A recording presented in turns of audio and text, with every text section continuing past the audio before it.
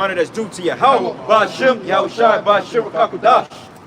Want to get double honors to the apostles and elders of the great millstone? Blessings and salutations to the hopeful elect. Noise in the gospel of God, lifting up the standard of Yahweh, Ba'ashem, Yahushai, wherever it may be. We are here another weekend and week out to prophesy the end of America, okay, and to wake up the 12 tribes of Israel, which you so-called Negroes, Hispanics, and Native Americans, to wake you up to your true biblical identity and to tell you to repent because destruction is nigh, man. Okay, we have a lot of things that's happening in the world as far as these protests with these Israelis, man, and these small headers, okay, which they packed up the protests from Chicago. Now they decided to go to Washington, D.C. to march on Washington to declare a ceasefire, man. Okay, but the Department of Defense had already came out and said, well, look, we're not going to declare a ceasefire because for the simple fact we have Israel's best interest at hand, man. Okay, and also, with that being said, on top of the war that's happening in the Middle East, you got the imminent dollar collapse, all right? You got uncircumspect brothers in this thing, man, that's not taking heed to the warnings, to the prophecies, going down there to these protests, man, being rebellious in the spirit. Like this big ordeal this week was this guy, Chief Ephraim, which we speculate he may be an agent, okay, because he's just doing uncircumspect shit. Talking about round number 2, we gonna march on a protest, and we gonna do what we gotta do, okay? Along with other Israelite camps that's in that rebellious spirit. But we're here to tell you that's not the way you're supposed to be behaving, okay? Because the scriptures say, be ye circumspect, be wise, man. Somebody got a precept or give me Ephesians 5? It's the book of Matthew, chapter 10. I'll start at verse 11. It says, and into whatsoever city or town you shall enter, inquire who in it is worthy. Right, inquire in it who's worthy, man. So, hey, you got to have a feel for the spirit. You just can't go up to any common Negro and say, hey, yeah, I want to teach you, because he might not be receptive to it, man. Okay, because you got a lot of guys that know they're Israelites, but they're not coming in the spirit of Yahweh Shai, but they're coming in the spirit of their own belly and a lot of false prophets, man. All right, go ahead. It says, and there abide till ye go thence. And when ye come into an house, salute it. And if the house be worthy, let your peace come upon it. But if it be not worthy, let your peace return to you. Right, it says if it be not worthy, then let your peace return it to you, man. Okay, so going down there to deal with those Palestinians has nothing to do with you, Jakes, man. Okay, that has nothing to do with you. That is not your fight. Well, indirectly it is, but directly that's not your fight, because the beef is not really with you, man. See, the Lord is storing up the hornet's nest to implicate all these men and all these nations to kind of clash with one another so he can get this tension started. But of course you got rebellious Negroes out there that want to do away with the Lord's prophecy, man, because they want to get themselves a name. They want to get themselves some type of reputation in his faith when the Lord just say, go out there and teach the word, man. All right? Right. Verse 14. And whosoever shall not receive you, nor hear your words, when you depart out of that house or city, shake off the dust of your feet. Right. So, hey, those Palestinians wasn't trying to hear you, Jakes, man. But you went down there, you inciting and you provoking them. You was probably cursing out Allah, which we don't give a damn about none of that. We don't give a damn about the Palestinians nor the small headers. But at the same time, if you have a righteous person or a person with a sound mind will say, look, there's a lot of controversy on this street. Why the fuck you just don't post up somewhere else, man? Right. Like right now, they had a protest coming down this street. You think we finna post up? Yeah. You remember last year when we was down here prophesied and that parade walked past on the other side? Yeah, well, we didn't really know they was gonna be in the vicinity, but still they marched on the other side and rebuked them through the spirit. But overall, we wasn't in the midst of that shit, man. Right. We cursed them out, so the first was on probably from a block away. Yeah, they was down the street, but even then, we was out there first. Right. And you know what? If they would have turned on us and started getting all rowdy, you could have packed up and leave, man. You're not gonna sit up there and fight a bunch of women and look crazy. Yeah. You know, they gonna die anyway, man. That's right. They got the rebuke. They didn't move. You know, the Lord gave that to us. You know. And these cats, man, they would have walked down there. They would have just got intimate. Literally got messed up, you know? That's not what you're supposed to do, man. You're not moving with wisdom. Right. See, this is what happens when you got this, when you got the spirit of I need to be seen, and you put that above, you put that on a pedestal above what doing the actual work, the service of Yahweh Shem Shai is, man. You do stupid shit that get your ass really fucked up and killed, man. Yeah. Brother. That's right. a little bit more than that. It says, shake the dust off your feet. Verily I say unto you, it shall be more tolerable for the land of Sodom and Gomorrah in the day of judgment than for that city. Behold, I send you forth as sheep in the midst of wolves. Sheep in the midst of wolves, man. So by definition, what is the okay, I'm gonna ask you this, brother. What is the characteristic of a sheep? What is the characteristic? Yeah. Naive. Right. Need somebody to Got it, right, exactly. Need somebody to guide him, need somebody to tell him what to do, man. Because let's just say if you a shepherd and you got you walk in the middle of the street and you tell your sheep to park there, they would literally sit in the street and get hit, man. Okay, so that's the mindset that Yahushua is saying, look, you're a sheep, man. Meaning that you don't have any power. Because sheep are not aggressive by any means, man. You know? But he said, I send you forth as sheep in the midst of wolves, man. Because these people, they're fucking wolves out here. Yeah, okay? right. The 2/3 of our people, they are wolves, man. You know? They're wolves. And they don't want to hear the word of the Heavenly Father. That's why the Lord told us to be circumspect. So going down to a protest to try to get your point across against a bunch of people that don't care about you, that's counterproductive and that's not good for the ministry, man. Okay, that's not conducive to growth, man. Because when other men see that, they're gonna follow behind that, and then they're gonna mimic the same behaviors because they're not brought up the right way, man. Like Chief Ephraim, he gonna do a video and say that the men of Great Millstone are cowards because we just don't do shit. Well, for one thing, we ain't got the power to sit up here and take down no goddamn kingdom, man. Right. The only power we got is to teach the word of the Heavenly Father. Not out here to be inciting riots or to make our point against a bunch of damn demons, man. We're making our point with the scriptures, man. That's right. All right? That's right. Scriptures talk about being peaceable among all men, man. Done. And be found blameless. So you're trying to instigate to Right. go out there of something that doesn't involve you at all. Now the scriptures does say, set thy face against Mount Seir and prophesy against it. So yeah, we prophesy against these devils, but we're not going to go to an orchestrated parade that they got set up and really go in the midst of this crowd and get some shit started, man. To where all of a sudden, what happened in Chicago? You had one of them small hat supporters open up and started shooting, man. So what sense does that make, man? Right. How stupid can you be? Right. It says, behold, I send you forth as sheep in the midst of wolves. Now, sheep are completely non-violent, man, and they're susceptible to get destroyed. You know, they're prey. They're not hunters. They're not predators. So if we are the sheep, that means we gotta be hella smart to make sure we don't get ate up by these fucking wolves, right? So don't go amongst a bunch of wolves, man. Yes, sir. And it says, be ye therefore wise as serpents and harmless as doves. Right, a snake, you rarely see a snake just chilling out in the open. Why? Because a snake has to think. It's got to slither, it's got to move around obstacles, it's got to hide underneath rocks to make sure that a hawk don't come and swoop his ass up. Or somebody walking down the street don't try to chop his head off, you know? So snakes have a lot of wisdom to them, man. Yeah. They know when to strike and when not to strike, and they strike with precision. Precision. Yes, sir. You know, so we're compared to as sheep, and also we're compared to think like a serpent. Okay. It says, be ye therefore wise as serpents and harmless as doves. You're not being very harmless if you're going amongst a violent crowd of protests, a small habit of Palestinians. Man. Okay. It says, but beware of men, for they will deliver you up to the councils, and they will scourge you in their synagogues. So you don't want to kick this off and pull this upon yourself. Let it happen when it's gonna happen. Of course they're gonna come after all of us no matter what. But why you jumping the gun? Why you willingly putting yourself in a situation, you in a jam that you're not gonna be defended out of? Well, because a lot of these guys are actually set up by Esau, man.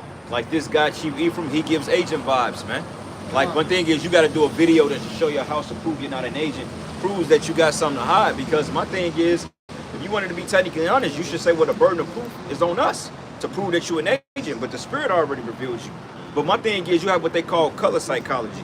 What are the chances that this guy does a video in a red room with red lights on? Out of all the freaking videos he put out, he has a red illuminated light in the background. Right. You know what I'm saying? To tell people, look, we got to get some get back. Okay? Because when you think of red, you think of aggression, you think of anger, you think of caution. So that was psychology, man. And even the post that he posted up a post in red, and then another one he posted in all black saying, well, when we pull up to the protest, we need to wear all black. That's some fucking agent shit, man. Right. Like you're literally making yourself a target and you're distinguishing yourself in wickedness so the feds can put you out of a lineup, man. Yeah. Because don't think that these CIA agents and these FBI guys are not looking at these posts that you Israelites put out there, man. Right. The whole social media site is monitored by the fucking CIA. They created it for Lord's sake, man. Yeah. You know? That's right. Hey, and we don't forget what y'all clowns did. You and Sakari, man. Y'all put on them t-shirts supporting being labeled as black identity extremists. Yeah, yeah. So right there, that's agent vibes all over, man. Yeah, of course. So this is why you Israelites, man, that's coming to this truth and being woken up. You got to be real careful who the fuck you following, man. Because these cats do not have the juice, man, and they will get your ass hemmed up. You will get thrown in jail, shot, and killed, man. Yeah. I got to precept real quick. This is the book of Romans 12, and I'm going to start at verse 16. It says, be of the same mind towards one another, and mind not high things, but condescend to men of low estate. Be not wise in your own conceits, man. Okay, so hey, don't be minding the things that don't concern you. All right, if it does not concern you, like the scriptures say, meddle not with the affairs that concern thee not, man. Okay, so don't go out there and do shit stupid. Like this, allegedly this Palestinian guy that allegedly came in through the southern border. Allegedly, the FBI locked him up, and he's in federal custody because they stated that he made some type of threats, and they seen his social media. But they got wind of him the first time because he was at a gun range, and he put it on social media.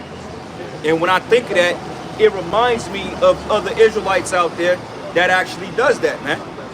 Okay, we have several guys out there that claim to be Israelites that put their business all on social media. Sticks and camp. Niggas going to range with their fringes on, man. You ain't got to record the fact you're going to the range, man. Or if you're going to do some shit like that, don't put that shit on the line with your truth content. Say that for some other nonsense, man. You know? But like I said, a lot of you guys are agents, man, and you're trying to get us hemmed up. But it says, recompense to no man evil for evil, but provide honest things or things honest in the sight of all men. And if it be possible, as much as lieth in you, live peaceably with all men. So just because I got a small hat of a neighbor, or I got a Palestinian or a Hamite as a neighbor, that doesn't mean I'm gonna go down there and kick his door in and say, you damn heathen, you gonna be destroyed, man. Right. I'm gonna come downstairs and I'm gonna speak to him. You know what I'm saying? Hey, how you doing, man? All right, nice day. See you around. Yeah. And keep it pushing, man. Right. You know, because that's the wise thing to do. Why bring more heat to yourself than what's caused? We're already labeled as public enemy number one because for the simple fact we're teaching the scriptures and we're against this kingdom and we're calling out the elites of this society. That's already fucking stifling enough for them to come after the truth, man. Yeah. The hell you think they're putting an attack on the internet now? Putting limits on how many videos you can upload a day. That's the famine of the word kicking in, man. You know? But it's all Bible prophecy, man. All right? You got it. This is the book of Sirach, chapter 7, verse 16. Number not thyself among the multitude of sinners, but remember that wrath will not tarry long. Yeah, it says, hey, don't number yourselves among the multitude of sinners, meaning the scriptures say, follow not a multitude to do evil.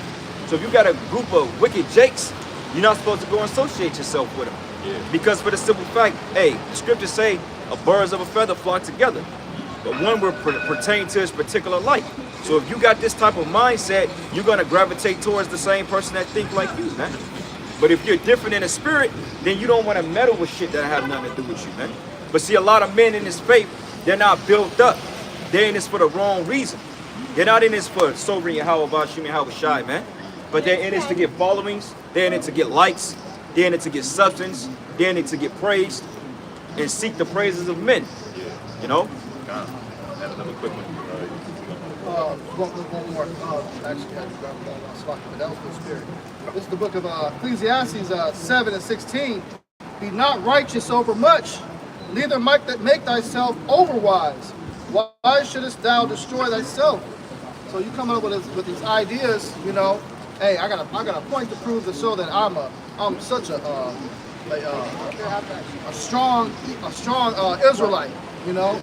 I'm not scared to be amongst these men. I'm gonna go and make a point, you know. That I'm a tough guy. Let me go and prophesy in this big ass crowd of all these people screaming this shit, and really go amongst them. That's being over righteous, man.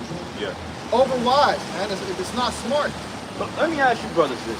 Why in the hell would you go down there and prophesy? Like, how are you getting through to the people when you got thousands of people shouting and screaming? Right. They didn't hear you, man.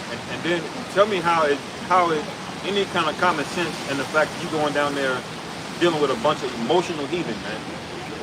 Do you know what those small hats are doing to those Palestinians over there, man? You know? And you're down there and you gonna throw soda at them? Like, what the fuck is wrong with you? What you think is gonna happen, man? Like you saw that as it. Yeah, bro, like, who goes up there and throws soda at a man and think it's just gonna end there, man? Right. You know, you don't know what the fuck people are on, man. Yep. You think it's a mild day, you bumped into somebody or whatever, and that man might have had it on his mind that day, man. Yeah. And right. we know that these people are emotional. Yeah. So why would you go there and insert yourself in the middle of that nonsense, man? That's right, man. And the scriptures say, why did the heathen rage, man? They rage, you know? And they're very passionate about what's going on over there. Hey, you would be passionate about it if it was your people and you see them getting blown up with bombs, your kids and stuff like that. You'd be highly upset. So think of the level on edge that these heathens are in. And they're heathen. They don't have no control.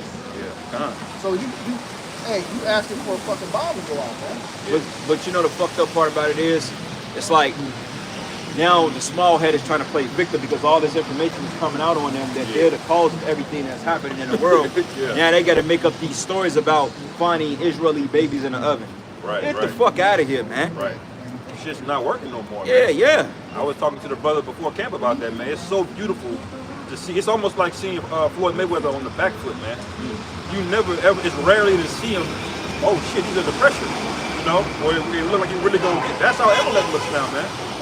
Because the anti-S slandering is no longer working, man. Yeah. Because they can see what you people are doing. They see the demon that's in that guy Netanyahu, man. He don't give a fuck, man. That dude ain't right. That He dude, don't give a fuck. that dude is pure corrupted, bro. Yeah, he's evil as fuck. I would be really shocked if there's another prime minister over that land after him, bro. If he's not the guy that brings out the least of the buck that brings him out, then I don't know who is, man. I was speaking as a man, but that guy is in the spirit, man, of pissing everybody the fuck off, man. Well, you see what he said? He called them the Amalekites, man. Right. Yeah. That's how you know he's a devil, when you take your identity and put it on a group. No, those Palestinians, they're not even really Palestinians. Those are Ishmaelites. But you are Amalek. You're the small head. You're the Edomite, man. Yeah. You're the chief house of Amalek. Yeah. Okay, so you're not you're not equipped to put your identity on somebody else. But see, the witchcraft is wearing off the people. And what the Lord is doing, he's stirring a spirit of vengeance and a spirit of anger towards the small hat, man. Right. Because what's that scripture? Give me that in Job 20, bro, 20 and like 23. When it says all the hands of the wicked should come upon them. Yeah. And notice there's no strength in that other bullshit they believe in, like the Talmud. Yeah. They had to go to the Bible to try to evoke some emotion out of people, man. Yeah. But they did it incorrectly. And now you look crazy, man. He's going to Exodus talking about we got to exterminate and wipe out, not knowing any context. And people in America looking at these people like, these niggas are crazy, man. And including babies, see, they not ready for that, man. You know, you dropped it on them too soon, and now you look like a psychopath, man, which you are. Yeah.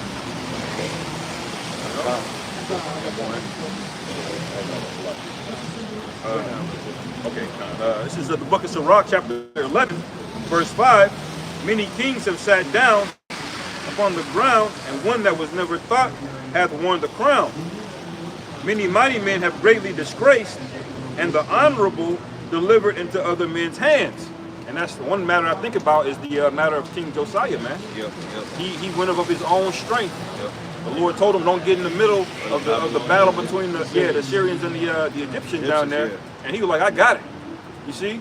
And he was a great man, man. Very well known in Israel. A king. Well, that's why the Lord sent the prophet because remember, I think, was it him that got his arm? Was it him? No, he got the arrow. He got the arrow. Yeah, but it was one story that the king asked the prophet to go to the Most High to restore his arm. He got fucked up.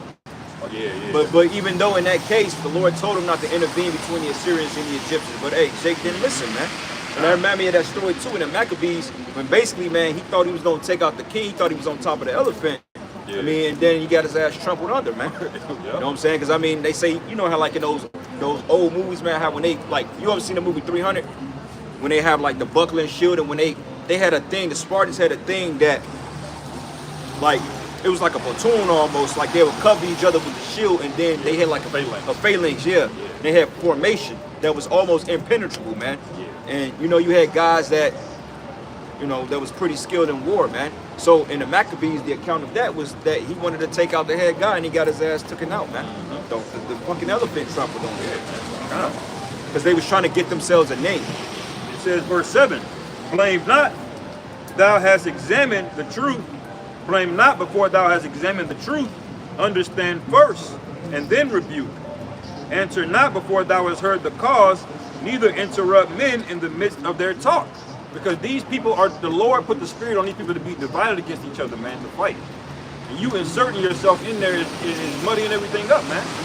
You see, for verse 8, it says, verse 9, it says, strive not in a matter that concerneth thee not, and sit not in judgment with sinners. My son, meddle not with many matters, for if thou meddle much, thou shalt not be innocent. It says, if thou meddle much, thou shalt not be innocent, man. Okay, because meaning mind your damn business. Okay, you have a job to come out here to wake up Israel, man, to teach the word, not to get involved in no scrutiny out there. You know, like the scriptures say, the brother read it earlier. Hey, if one city receive you not, then shake your dust off and go to another city. You know, it's a billion street corners in Chicago. Y'all could have set up on and blast those Palestinians from a distance. Because we're not against you speaking out against them, because clearly the scriptures say prophesied against the heathen. But overall, man, you're supposed to be doing the work of the Lord, not meddling yourself in bullshit, man. And that's why a lot of you guys getting ready to get fucked up out here, man. That's right. Okay, the Lord is really bringing judgment on people, man. That's right. Okay, and a lot of guys that's in this truth. Hey, same thing that happened in UK, the UPK. They found the van full of rigged explosives. Allegedly, the Palestinian chick admitted to it. Basically, they was gonna drive the fucking van into the school and blow up that school, man. So now, yeah, so now you implicated yourselves in, hey, the Lord said, hey, those that seek death do find it. Yeah, that's right, man. Why the fuck you have that building in the first place, you know? Yeah. You shouldn't even have it, man. Right. Go out to the highways and hedges and teach, man. Hey, once that I dwell not in temples made with hands. You know, so y'all shouldn't even have that, man. Right. And then you associate yourselves with putting stuff, you know, symbol on your chest and stuff like that, man. What was the school? I mean, you know, it ain't really all to have Oh, a well, yeah, school. school is cool. You know, it was like a little school though, like a little building or something. It wasn't like a church or nothing like that. But either way it goes, they still ain't innocent because allegedly they got into a scuffle with them too. You know what I'm saying? A couple of weeks ago, going down there marching on protests. Hey man, you see protests, you go down the street, man. Right. Because if a riot kicks off, guns get gunshots. Hey, they say bullets don't have no name on it, which they do. But technically, a motherfucker gets to shooting in the crowd and you get hit with a bullet, it's because your dumb ass wasn't supposed to be down there in the first place, man. You know? Hey, now all you carnal camps, man, let that be a warning to you. That's what's coming. And the Lord sending a message that He's getting ready to dismantle all you groups, man. Right. Yeah. You know? And then, you know, the Lord, Salaki, Go ahead, bro. the Lord set a lot of you up to say borderline blasphemous things, man. Like John the Baptist is not in the truth. He set a lot of you guys up to say things, to tell people to get the you know what. He set y'all up to do these things, man. Yep. You know, and now because you did those things, now the judgment's gonna come on you, man. You see, all you camps that are preaching the wrong, incorrect doctrine, especially on the Charagma, all right, the Lord set y'all up, man, for the time of judgment, which we're going into now. Right, man. Hey, all y'all have to do is keep it simple. Get out to the highways and says and teach, man. That's what happens when you try to do too much superfluity. You putting all these symbols and shit on you. You got symbols on the building. You market yourself. That's not wise. Yeah, because they think you're affiliated with the small hats, man. You know what I'm saying? For one thing, stop wearing that damn star. The scriptures say abstain from all appearances of evil. Stop wearing that shit, man. Yeah. That ain't what we represent, man. That's the small hats are wearing that. Right. That's Star Molech, man. Stop wearing that. Right. We don't need a banner anyway, man. I don't give a damn how many breakdowns Alizar does about the 6-point star, man. Yeah, see, and they justify it by saying it's the Star of David because it's the God of God, the Hebrew symbol. Yeah. And you look at the Da in the Hebrew and the Paleo, it's basically like if you look at the Da, it's like basically they merge it together and they form almost upside down. 6-point star. Yeah. But hey, black disciples wear that, gangster disciples wear that, Yeah. maniac Latin disciples wear the 6-point star, man. Yeah. So And then Alizar was trying to say that it was also the pomegranate. You know, you read about the priests, they wore the bell and the pomegranate across their garments.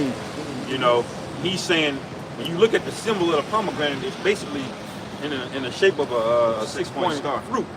You know? Draw it in that shape. It ain't got to be the, you know, what the small hat is identified with, you know? You change it up. I mean, just, hey, the scriptures talk about how there's lily work. And you count the tips on the lily flower, it's the same count.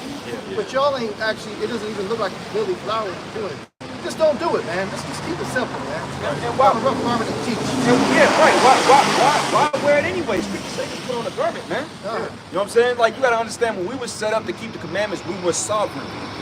Okay? The law, statutes, and commandments are predominantly because we were sovereign, man. But we can't keep the commandments on a national basis like that. We can't exercise our rights. We can't put momos to death. Okay? We can't put adulterers to death right now. Okay, so we're not in our sovereignty to do certain things. So that's why the scriptures say that though things be lawful, they're not expedient. Right. God. And when you look at it, the Lord is beautiful the way he put things in order, man. Because he said put on sackcloth. But you see how put on a sackcloth that really gives you a covering, a protection? Because you start getting into all these logos and stuff like that, you start associating yourself with shit. You get marked. You get signed out, singled out, you know? Right. Okay. Just put on a rough garment, put on sackcloth, go out and teach, man. That's right. You know? Got a little more on this. Romans 12:19. Dearly beloved, avenge not yourselves, but rather give place unto wrath. For it is written, vengeance is mine, I will repay, says the Lord, man.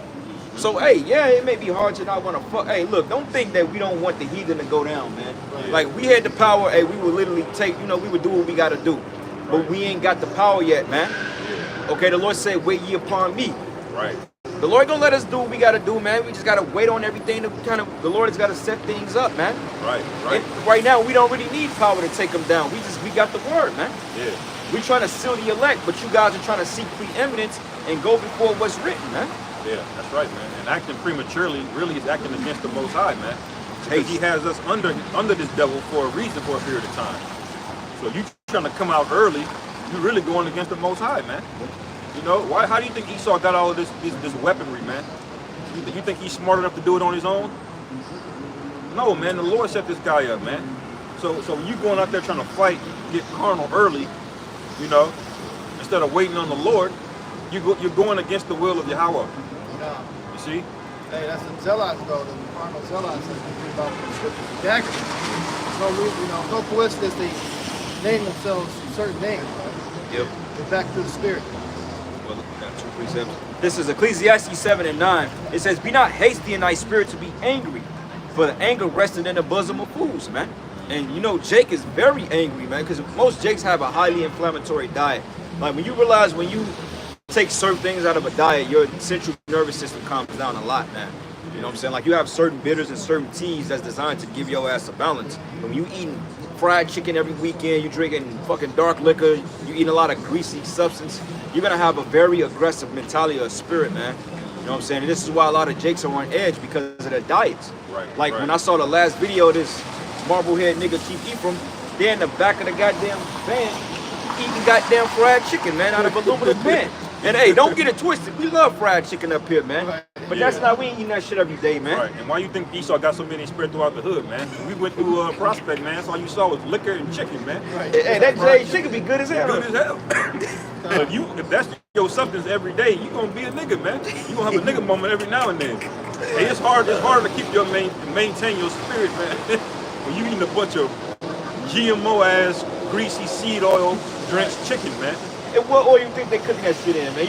You think Ishmael giving you niggas black seed or think he's giving you grapeseed oil? That shit canola He's giving you niggas canola oil and probably vegetable oil. Recycled canola oil, man. It's made out of rapeseed. It's not even real oil.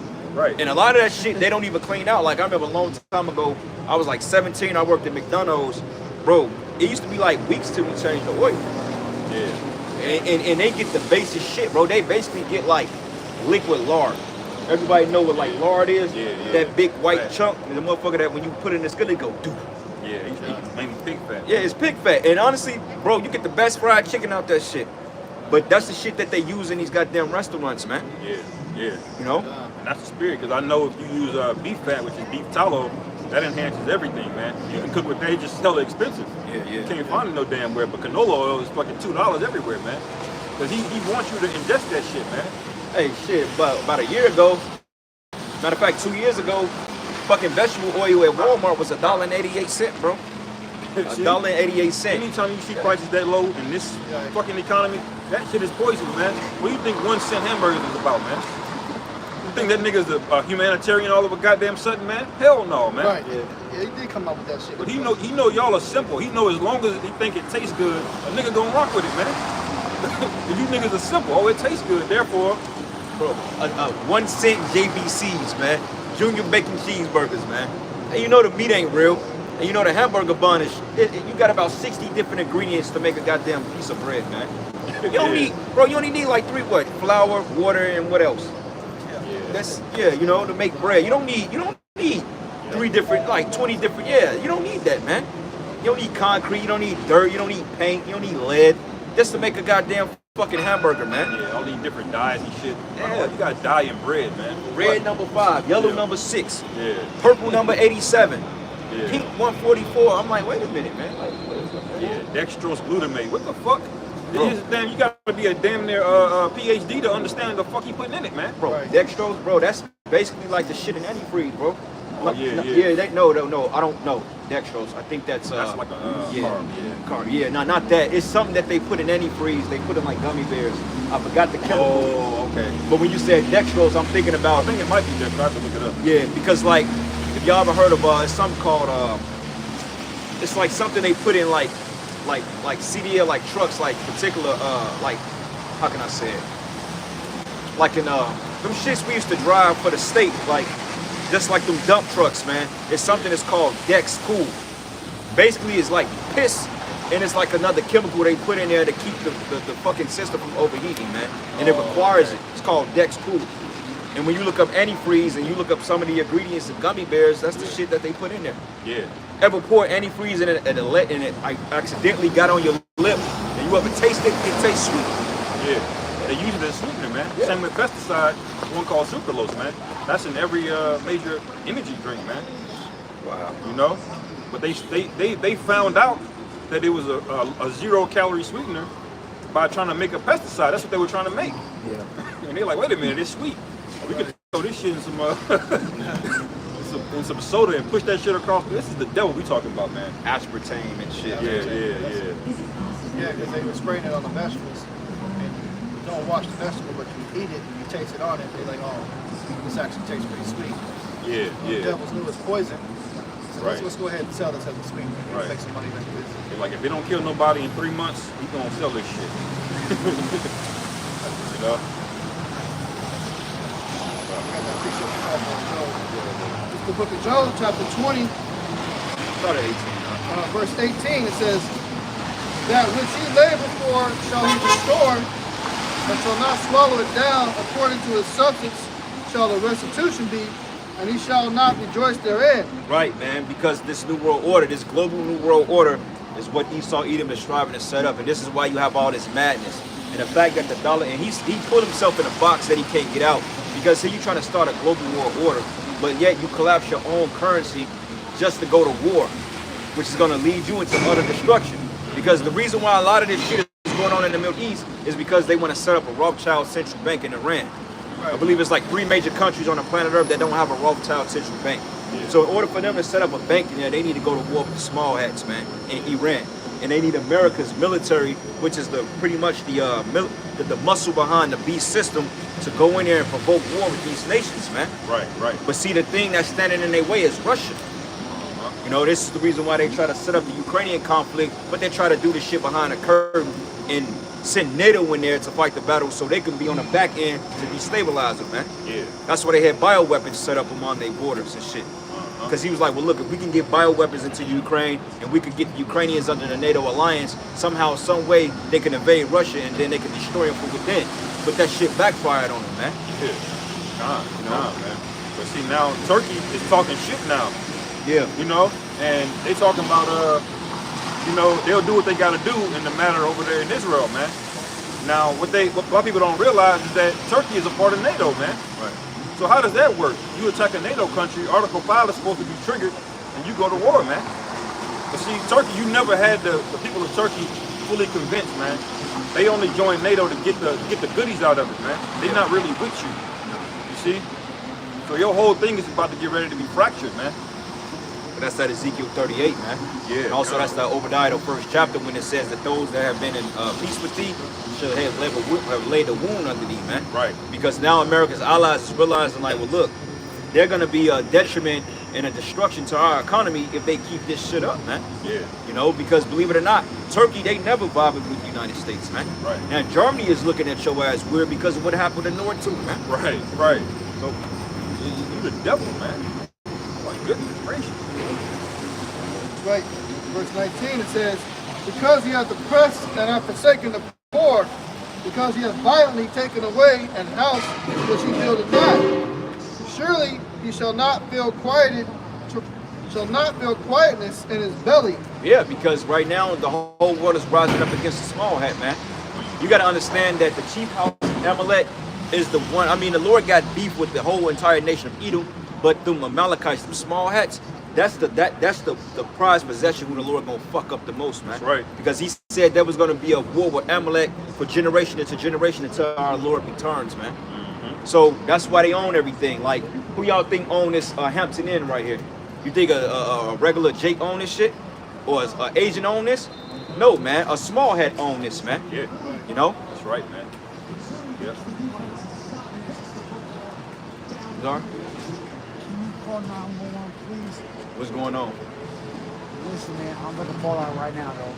I swear to God, I'm about to fall out, though. You need a cop? Yes, please, man. Please, man. Hey, man.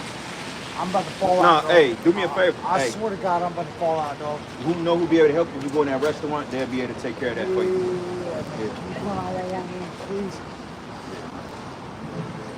Yeah, just take them down the block, man. Tell them they on the corner of South Yeah, just Street. sit right here, man. Yeah, Sit yeah. right Sit here. down, bro. Just have Yeah, a seat, man. Don't stand up. Yeah, yeah.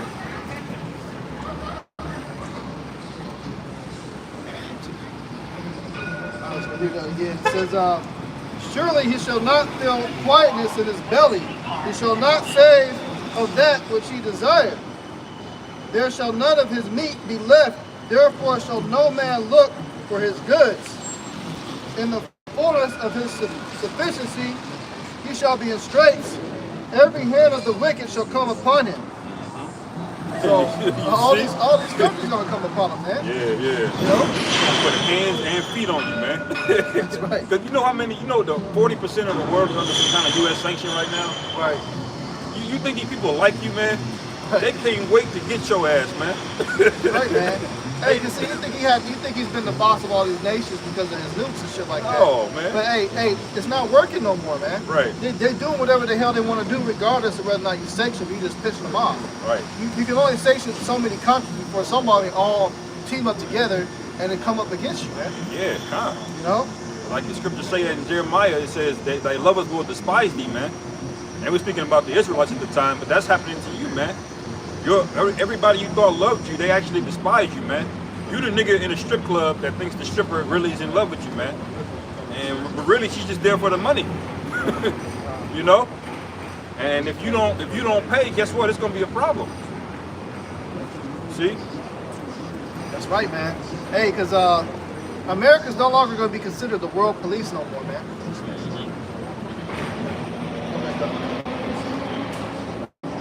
You know?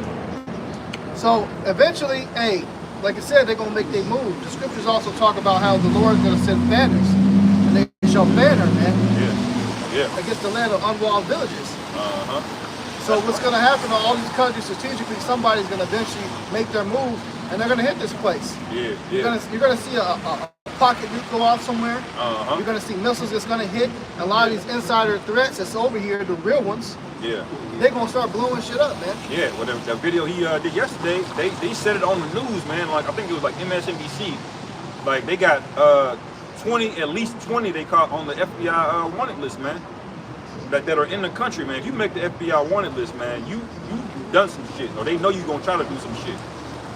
And that's just what they know, man. When you watch that scene in Sicario, man, imagine that, but there's like thousands or millions of those people here, man. You see? And they gonna fan the hell out of this shit, man.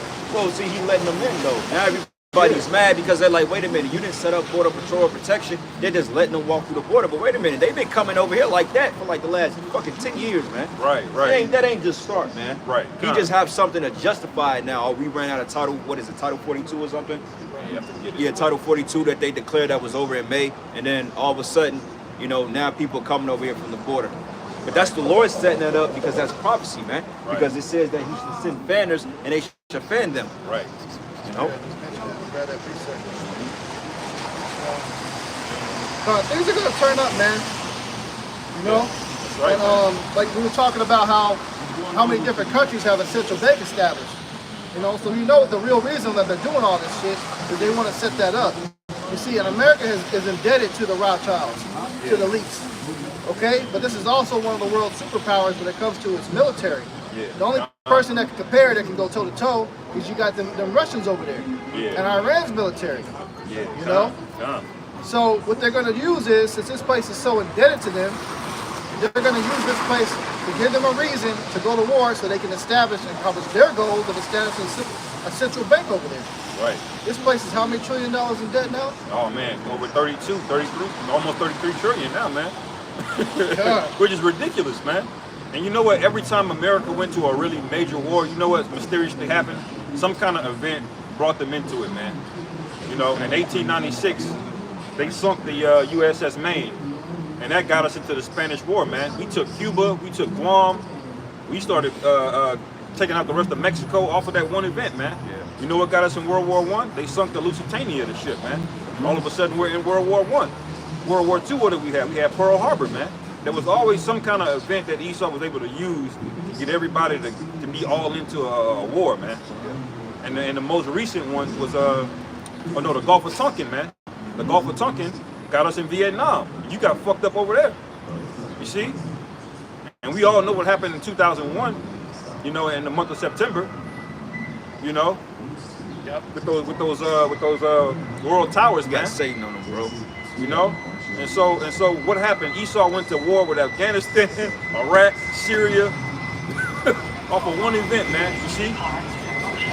So get ready for something to go down here in America, man. Because try them demons gonna prostrate us. They're gonna Got bow that down to the Lord, precept. This is bro. the book of Jeremiah chapter 51, verse 1. Thus saith Yahweh, behold, I will raise up against Babylon and against them that dwell in the midst of them that rise up against me a destroying wind, and will send unto Babylon fanners that shall fan her, and shall empty her land, for in the day of trouble they shall be against her round about. Yeah. Okay, so that when you go into the word fanners, that goes into foreigners, invasion of troops, barbarian tribes. Yeah. So you think of all these border issues that this country has, you're going to have different nations that are going to be making a move and attacking this place, because you're going to have a financial collapse going on. Yeah. The military is about to be spread thin because they're over there in the Middle East and all these other countries starting shit. Oh, well, they said they had like 9,000, I believe, like reserves, like you be ready to recruit. You know what I'm saying? Because it's like they got to bring back a draft now. You know what I'm saying? Yeah. Because now they spread too thin. And the good thing is that one of the major banks collapsed with a Fed, like they did I think like Citizens Bank, which covers Wells Fargo and the Bank of America, and I believe a few more major banks like Chase. Basically, people couldn't withdraw their money because they basically are doing bank runs now. So they basically are collapsing these banks. Yeah. All of these banks are broke, man. Yeah. Not one of those banks. If you were sitting on, your portfolio was more than 50% U.S. bonds, and you bought them shits like 5 years ago, after the Fed hiked them interest rates, you about to go belly up, man. Y'all have been living on 0 to 1% interest rates for damn near 20 years now, man. And so a lot of these banks are faking the funk, man.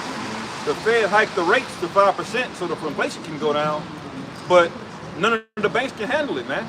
You see, everybody got so used to just borrowing all this cheap debt, borrowing it. Now we're up to $33 trillion in debt. Everything is in fucking debt, man. Yeah. Nobody saves up money to buy anything, man. Yeah. Any fucking little thing you want to buy, you can get it financed, man. You can go buy a fucking trampoline, and when you go to check out, there's gonna be a little company like Klarna or Afterpay and say, hey, you wanna finance it? Yeah, Because everything is debt, man. Nobody has the cash. Four payments of $17.31 a month. For Right. 4 months. You want to break it into 4 payments. That's the economy, man. Yeah. See, the interest rates wouldn't have as much of an impact if people actually saved their money and bought things cash. It wouldn't have any effect on his you. ass up the street, man. Like, But see, but that's not the spirit that everybody's in. Everybody's in cheap debt. You know, borrow now, pay later. See? That's right, man. So there's a consequence for that, man. So all you money flashing niggas on Instagram, you see, the Lord gonna deal with you niggas, man. And when the charagma comes, He's gonna remember you, man. That's right. I got another precept. It's the book of Deuteronomy, chapter 23, verse 19. And it says, "Thou shalt not lend upon usury to thy brother, usury of money, usury of victuals, usury of anything that is lent upon usury. Unto a stranger thou mayest lend upon usury, but unto thy brother thou shalt not lend upon usury. That Yahweh thy God may bless thee in all that thou settest thy hand to the land whither thou goest to possess it." Yeah, con. And this place is built off of usury, man. Right. You know? Because really, it's Amalek behind all of these banking things, man. See, they kind of convince you that you're an American citizen, but wait a minute. If I'm an American citizen, why am I getting charged all this damn interest for a loan, man? If I'm a citizen, you see? But he's charging everybody, man. And Esau will literally tax the dead, man. Your father could have paid taxes all of his life, man, leaving you in the state, and if you try to inherit it, guess what? He's gonna tax your ass again, man. But you know what? You know what's so fucked up about it all, brother? Do you know that the money that they're paying you is already taxed? Yeah. So it's another tax. So you're paying an extra tax, like all your possessions you bought or the money you get on your paycheck. It's pre-taxed already. So why the hell are you already paying taxes on taxes, man? Yeah. That's why the payroll tax is wicked too, man. Yeah. When you go into a store, you pay for a tax for everything you buy already. So the money you got was taxed through payroll. The money you spent is taxed in excise tax at the store. All right. If you buy anything or substance or any kind of assets, Esau's gonna tax that shit over. Esau got a 30,000 page Tax U.S. code tax code, man. Yeah. How, man? And it all contradicts. You know? Get that in James 5, bro. What you got? I got Jeremiah 50. You had something on that? I kind of lost this spot. Yeah, get James 5, bro. Show them, bro. How about you, Mr. Burger? I'll talk to you later, bro. Con, man.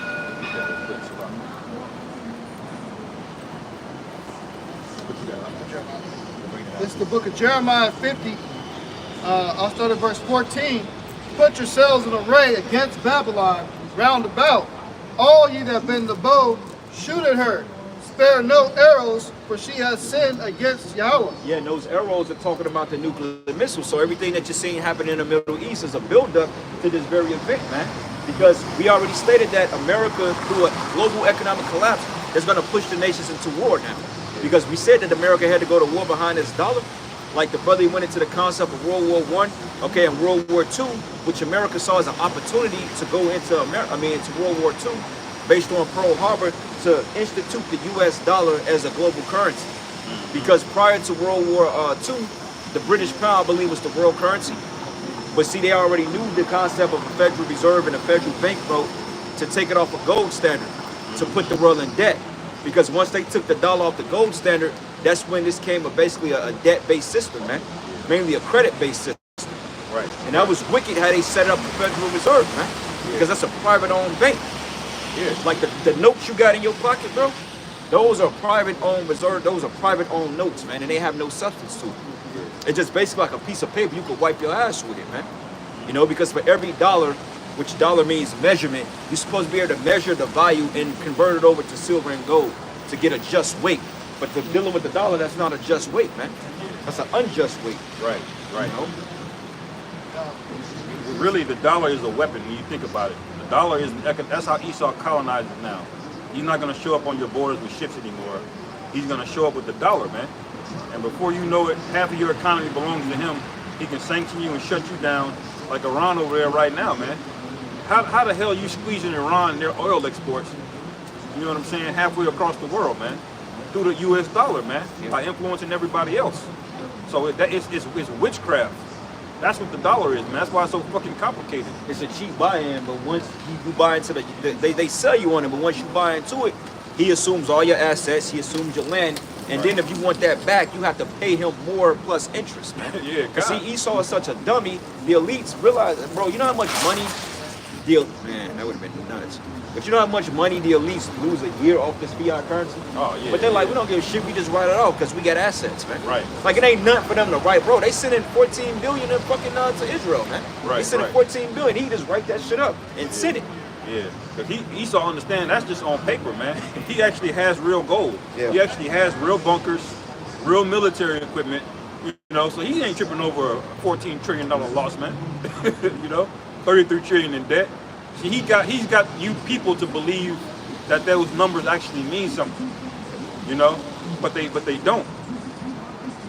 See, this is We got a couple more.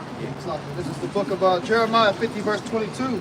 A sound of battle is in the land, and of great destruction. And it says, how is the hammer of the whole earth cut asunder and broken? How has Babylon become a desolation among the nations? Okay, so it's a sound of war that's going on. Yes, sir. And eventually it's going to go down, and everybody's going to say, hey, look, this is America, this is the one, this is the world police, and they destroy it. Yeah. Nobody's going to be shook off this place no more. It's just going to be burning, man. right. But because everybody is fed up with it, man. It tells you in Revelation, the 18th chapter, that the nations have drunk of the wines of our fornication. Now the nations have become mad, man. Because right now, they're setting up a global system of digital currency. Like I was looking at a video yesterday, and this Edomite was breaking it down. He basically said that the whole CBDC is basically going to be, the CBDC is going to be embedded in the microchip.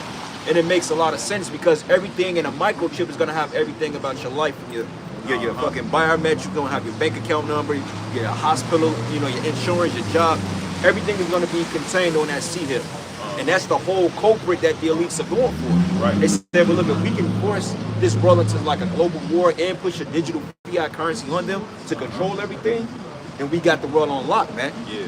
And find out that the chip charges up every time you move, it recharges itself.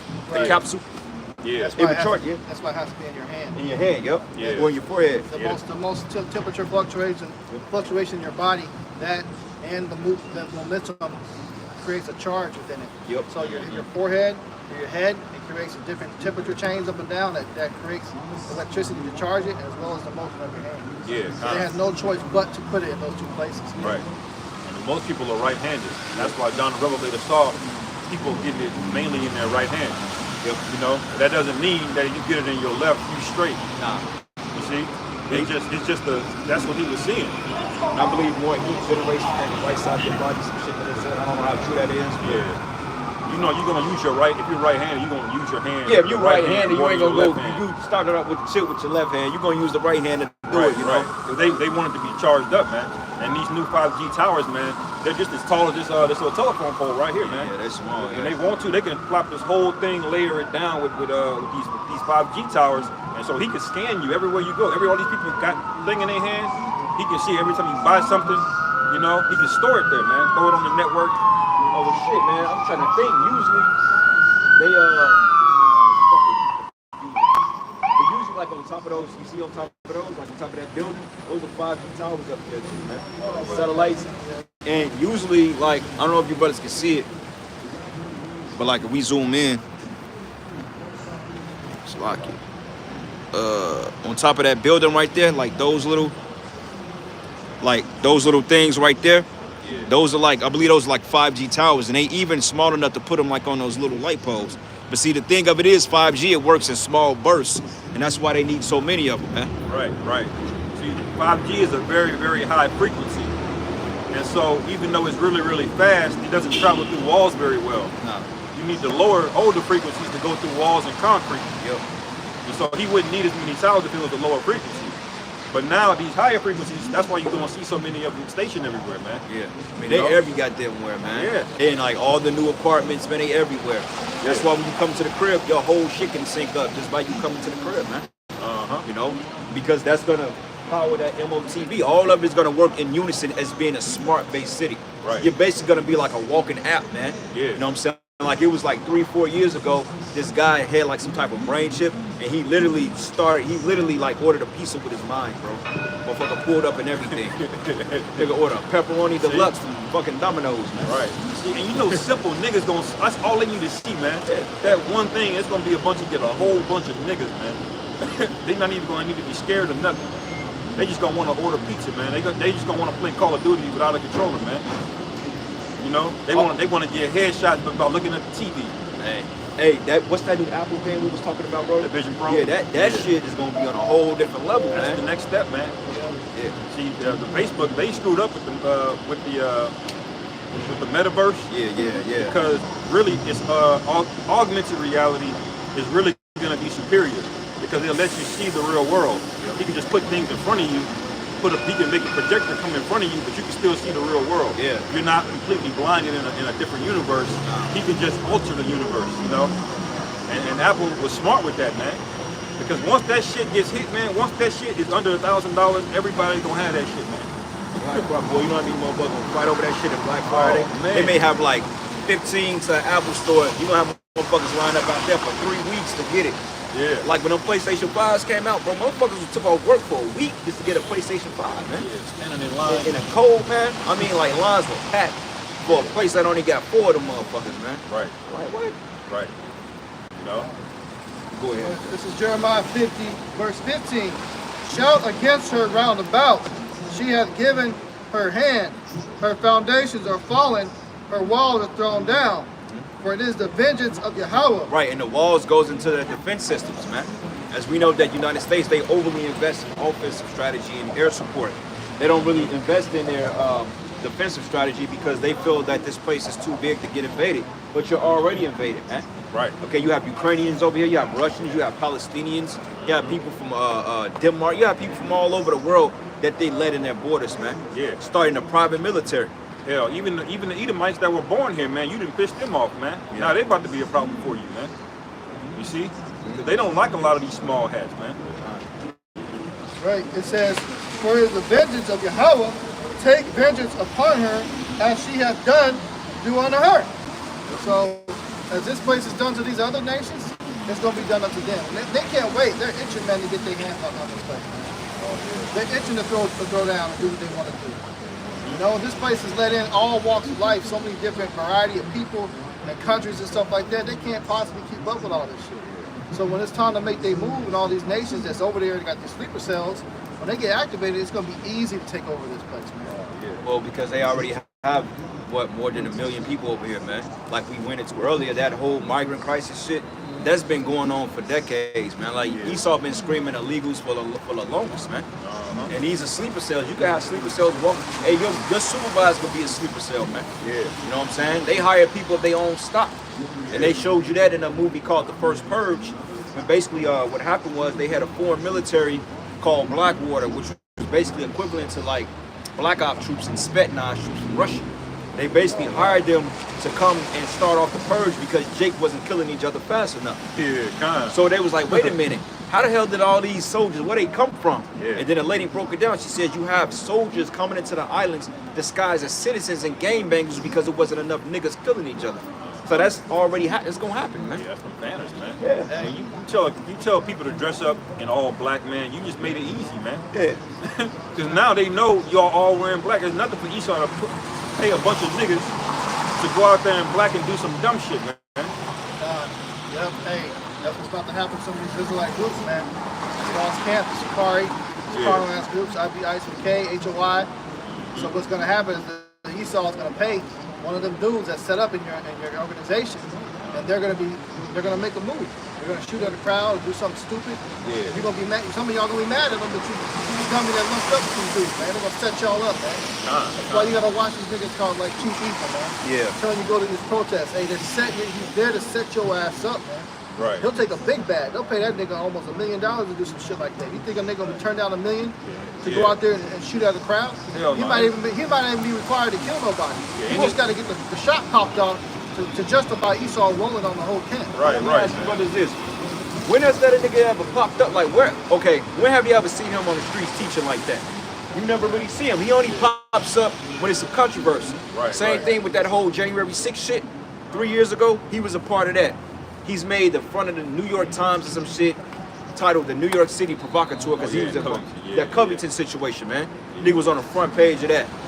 You know what I'm saying? He only pops up when controversy comes. Right, right. This is why, hey, you got to go through a vetting process, man. Because, hey, you really got to know the men you around. Right.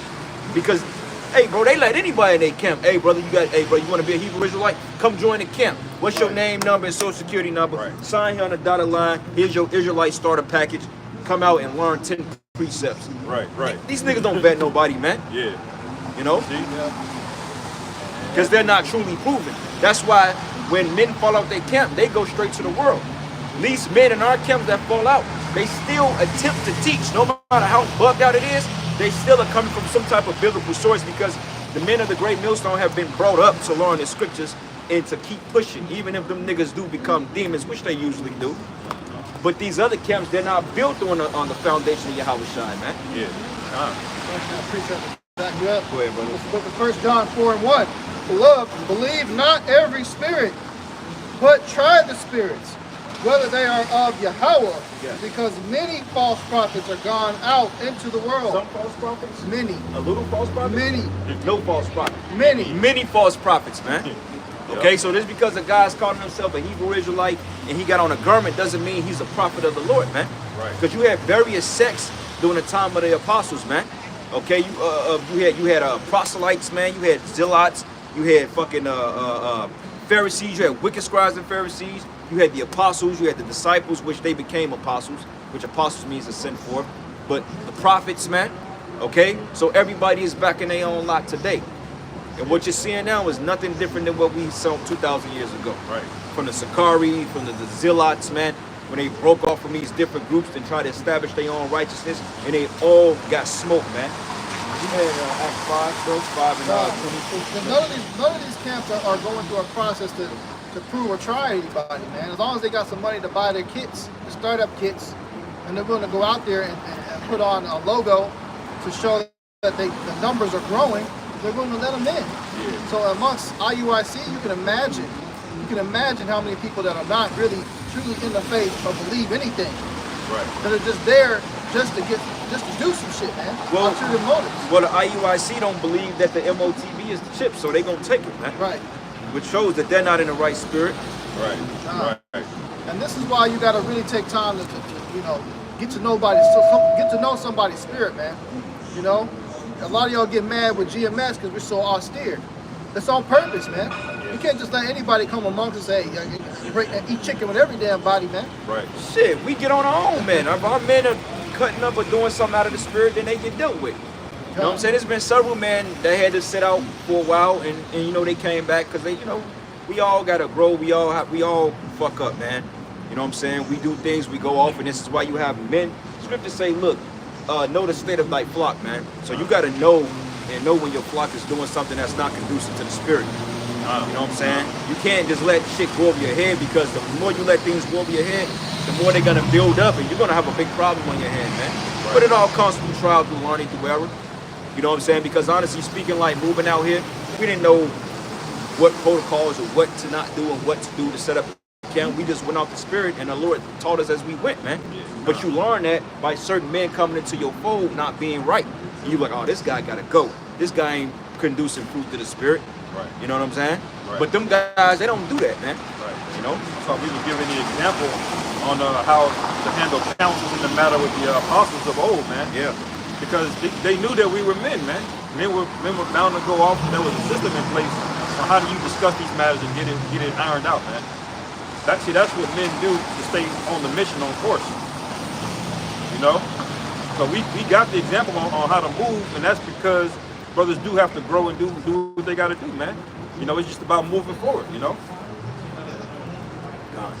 To Acts 5. 5 and 34. Start there. What you got, brother?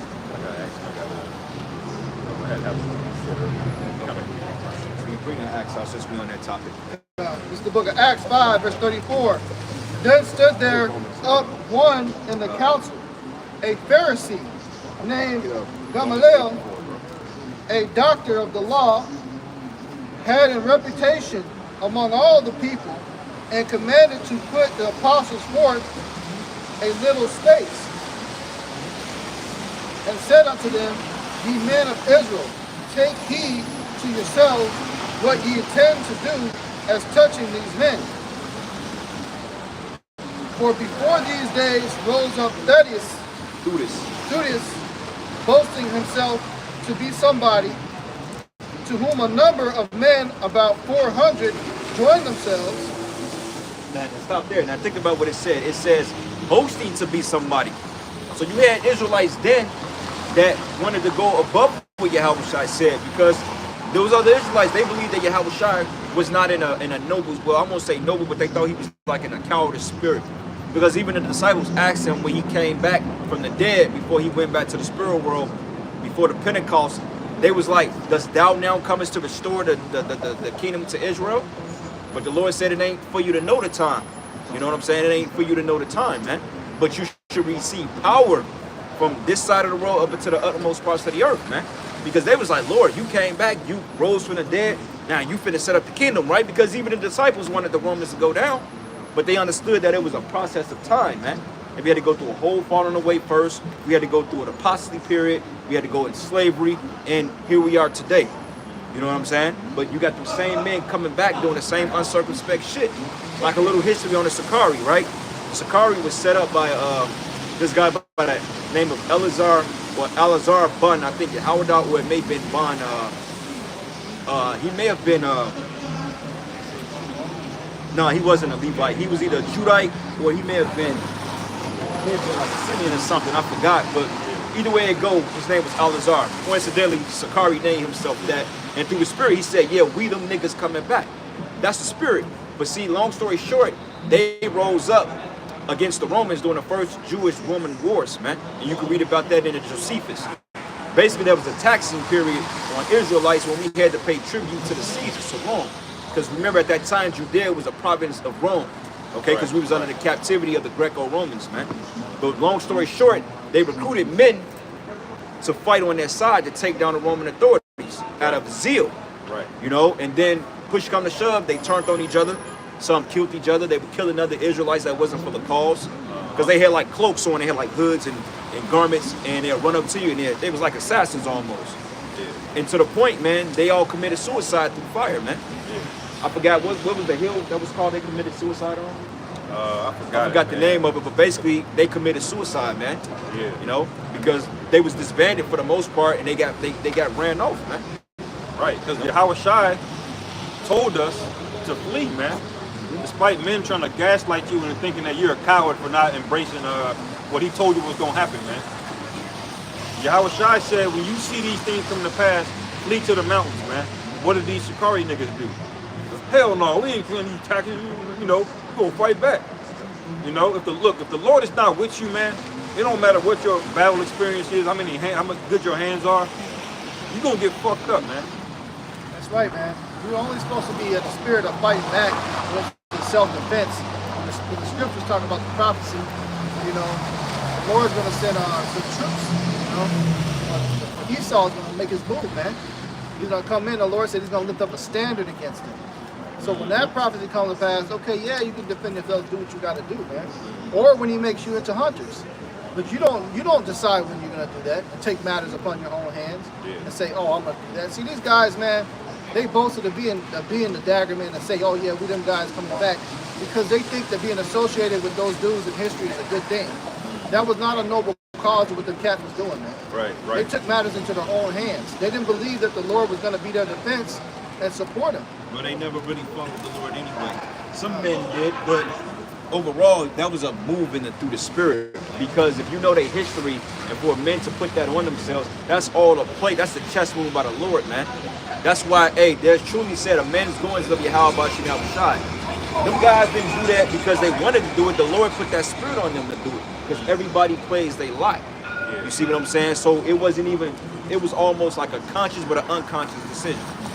But knowing the history, that if they knew how they went out, and the scriptures say there's nothing new under the sun, they should know how the Lord is going to deal with them now, man. Right. Because I guarantee you, majority of these other Hebrew Israelite groups, when this shit really breaks down and things hit the fan, a lot of men are going to be confused. They're not going to know where to go. A lot of men are going to give up the faith because, bro, we literally are going to be in the midst of it's gonna be brutal out here, bro.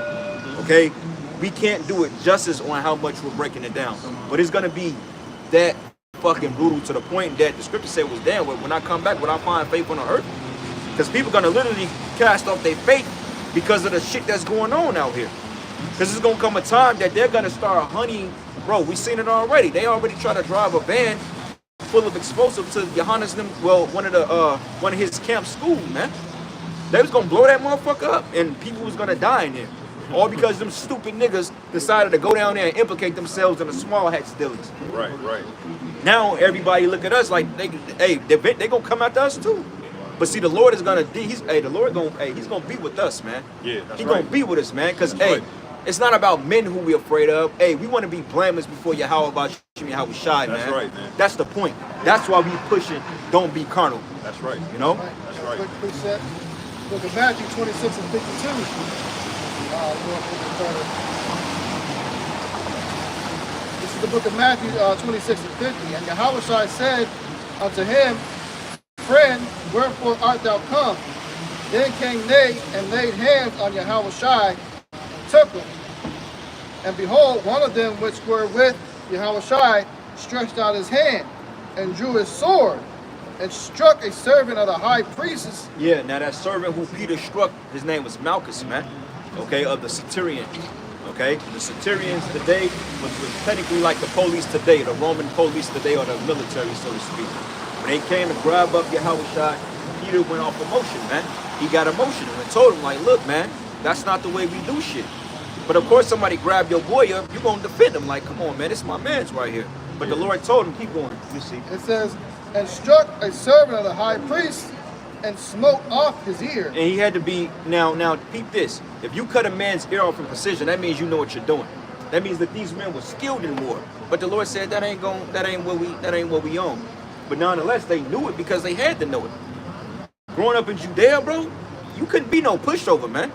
Don't think that the disciples and shit didn't get into scuffles when outside of that. Just thinking of a life of a man of the Lord, bro. You think that they didn't run into bouts and get into situations like that, man?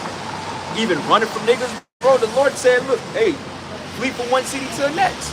Like, we got 1,000 niggas come out the group and want to shoot us up. You think we finna fight these niggas? Hell no. We finna, hey, bro, we gotta dip. We gotta go. They trying to lay us down. Right. That's using wisdom. Yeah. Being smart, man. Right. Yeah, This we guy don't be on a got spirit. bullhorn. Yo, hey, fuck y'all, bitch. I mean, back in the day, we used to curse niggas out.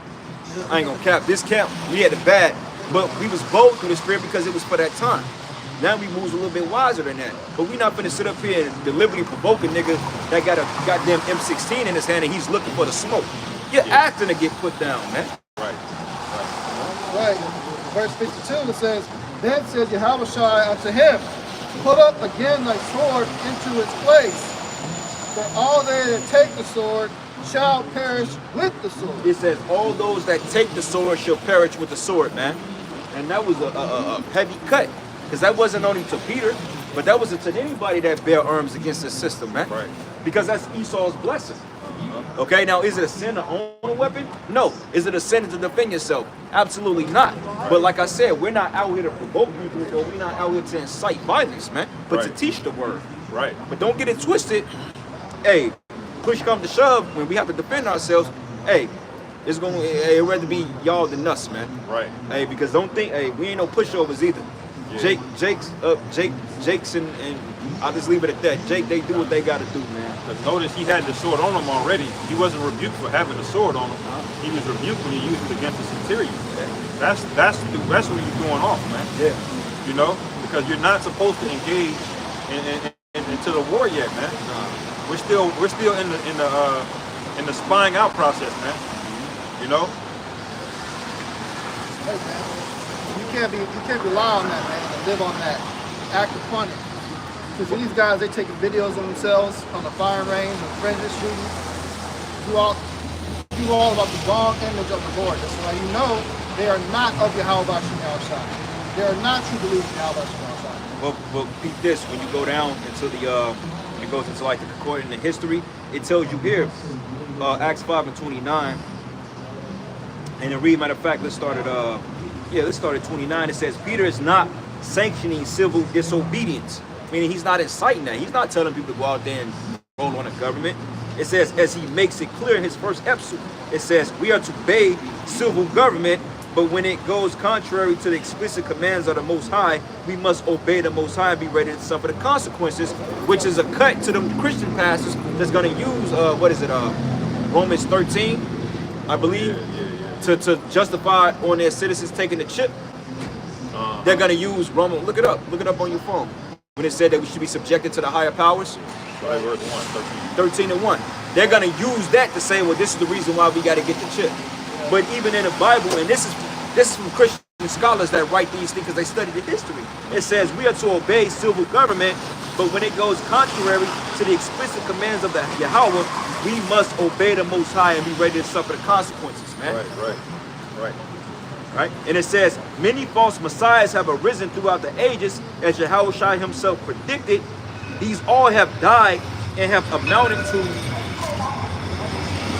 nothing. Okay? It says, Galenamel two such cases from his lifetime to discourage any rash actions against the 12. It says, God in his providence uses to protect his servants. But it says, Galenamel's advice must not be regarded, however, yet as a biblical precept, because false preachers do not inherently cease with the passing of time, which, in long story short, he brought up Theudas, man. And I believe, he brought up Theudas, and he brought up another individual that rose up during a time of attacks, and he got disbanded, man. That's right. Acts 5, verse 36. For before these days rose up Theudas, boasting himself to be somebody, to whom a number of men, about 400, joined themselves, who was slain. In all, as many as obeyed him were scattered and brought to naught. And it says, verse 37, after this man rose up Judas of Galilee in the days of the taxes, and drew away much people after him, he also perished. And all, even as many as obeyed him, were dispersed. Yep. Now peep this. When you look up Theudas and Judas of Galilee, it says Judas is referred to in the Acts of the Apostles, in which a speech by Galenamel, a member of the Sanhedrin. And look up Sanhedrin and get you some understanding on it. And it says, identified Theudas and Judas as examples of failed messianic movements, and suggested that the movement emerging in the name of Yahushua could similarly fail. Okay, but when you look up Judas of Galilee, they got different accounts. Right. Let me find it real quick. You know, around this time is when a lot of those weird-ass books started popping up, man. Yep. A lot of books that went into that Gnostic stuff, that came around this time, man. These false messiahs, you know? Because there was a lot of people in the spirit of trying to come into the spirit of Yahushua, but it wasn't him, man. Yep. Right, remixing stuff. Yeah, exactly. Don't it sound real similar to what we're going through right now? Mm-hmm. These other camps all of a sudden being invented, these guys getting kicked out and doing their own thing and starting new shit. Right. So what you think is going to come to them? Right. Same judgment, man. Well, a little history on it. It says Judas of Galilee, or Judas of Kamala, was an Israelite leader who led resistance to the census imposed for Roman tax purposes by Quirinius in Judea province in 6 CE, man. Okay? It says he encouraged Israelites not to register, and those that did had their houses burnt and their cattle stolen by his followers. So anybody that rebelled against this guy Judas, he put judgment on him, man. He put hell on him. And that's similar to what the Sakari did. Men that wasn't down for their cause, they would put him to death, man. Right. Like back in the 90s, they used to always put out these reports in school. Be careful, there's gang recruitment in a hood. Yeah. They said, beware, because if you choose to oppose the gang, they may retaliate on you. And they bring that gang banging culture right into the truth, man. Right. And that same spirit is on that Chief Ephraim guy, man. Because he basically said, if you're not ready to get arrested with me, then don't be around me, man. See, he's trying to bully and pressure you into doing something carnal, you know, forcing you into some nonsense. You see? That comes into that same spirit. He's not putting brothers to death for not doing it, but it's the same spirit, man. You know? And if he gets you fucked up, he's not going to apologize, man. You know? If you go out there and he's going to say, well, you know, we just got to suffer. He's going to make up some bullshit excuse for why he went out there very unwisely against the counsel of the Most High, man. Well, matter of fact, just a little bit more on this too. But yeah, he posted a post up talking about, man, if you ain't afraid to get locked up, X, Y, and Z, then don't be around me. Look, man, why would you go down there and get locked up when you ain't got to? Right. Like stupid. Right. Because see, now you think you're proving something to somebody because you're going to go down there and you're not afraid to get arrested, right? But you go down there and get arrested, and let's say, that dude, Nakwam said this, Salakia, he's trying to say that we're cowards. He said, you're supposed to go down there, if the Esau said don't go out in the street corners, you're supposed to go out there anyway. Well, wait a minute. If you know you go out there and get locked up, and you go into prison, and I don't, see, now I can still do videos, but you can't do shit now, man. Well, you don't listen to a guy that only been in the truth 5, 6 years, 7 years, man. Right. Anybody that follow that guy, Naquan, from the Wi-Fi, which they have no connection to the Lord at all, hey, you's a dumbass, man. All right, you're not gonna follow. Hey, he did a 5-hour breakdown on the mark of the beast, so he didn't even really go. He totally butchered it, man. Right. That dude came up another way. He's not coming up in order, man. Yeah. And that's why the Spirit of the Lord is not dealing with them guys, man. And he's proud. Yeah, he's proud, man. Little punk ass, man. I never liked his spirit. Yeah. But anyway, it says here, he is credited with the beginning of the fourth philosophy of the Israelites, which Josephus blames for the disastrous war with the Romans in 67 through 73 AD, which is the start of the Masada period. It started in 66 AD. You know what I'm saying? And this is when the Lord said, when you see the desolation and abomination, flee you to the wilderness. This is talking about this particular warrior. Okay, and it says these events are discussed in the Josephus and the Jewish war in the Antiquities of the Jews mentioned in the Acts of the Apostles. But in the Antiquities of the Jews, Josephus states that Judas, along with Zadok the Pharisee, founded the Zealots, the fourth sect of the first century Jerusalem. It says the first three being the Sadducees and Pharisees and the Essenes, but Josephus blamed this fourth sect on the first Jewish war on 67 through 73 AD. It says the Zealots were theocratic nationalists who preached that God alone was the root of Israel and urged that no taxes should be paid to Rome. But we was under Roman tribute, man. Okay, yeah, taxes is definitely illegal because it's usury. But hey, you go up to the White House or you go up to federal court and say, well, look, there's no law on paying the income tax. They're going to lock your ass up, man. Right. Look at what they did to Wesley Snipes. Right. You know what I'm saying? Because technically there's no law saying you have to pay income tax. Because income tax is basically something that you profit off of, man. Not labor wages. They're robbing us, man. But what can we do? We have no power. Yeah. You know what I'm saying? Right. Give unto Caesar's what's Caesar. Yeah. Hey, the Lord said whose face is on the money.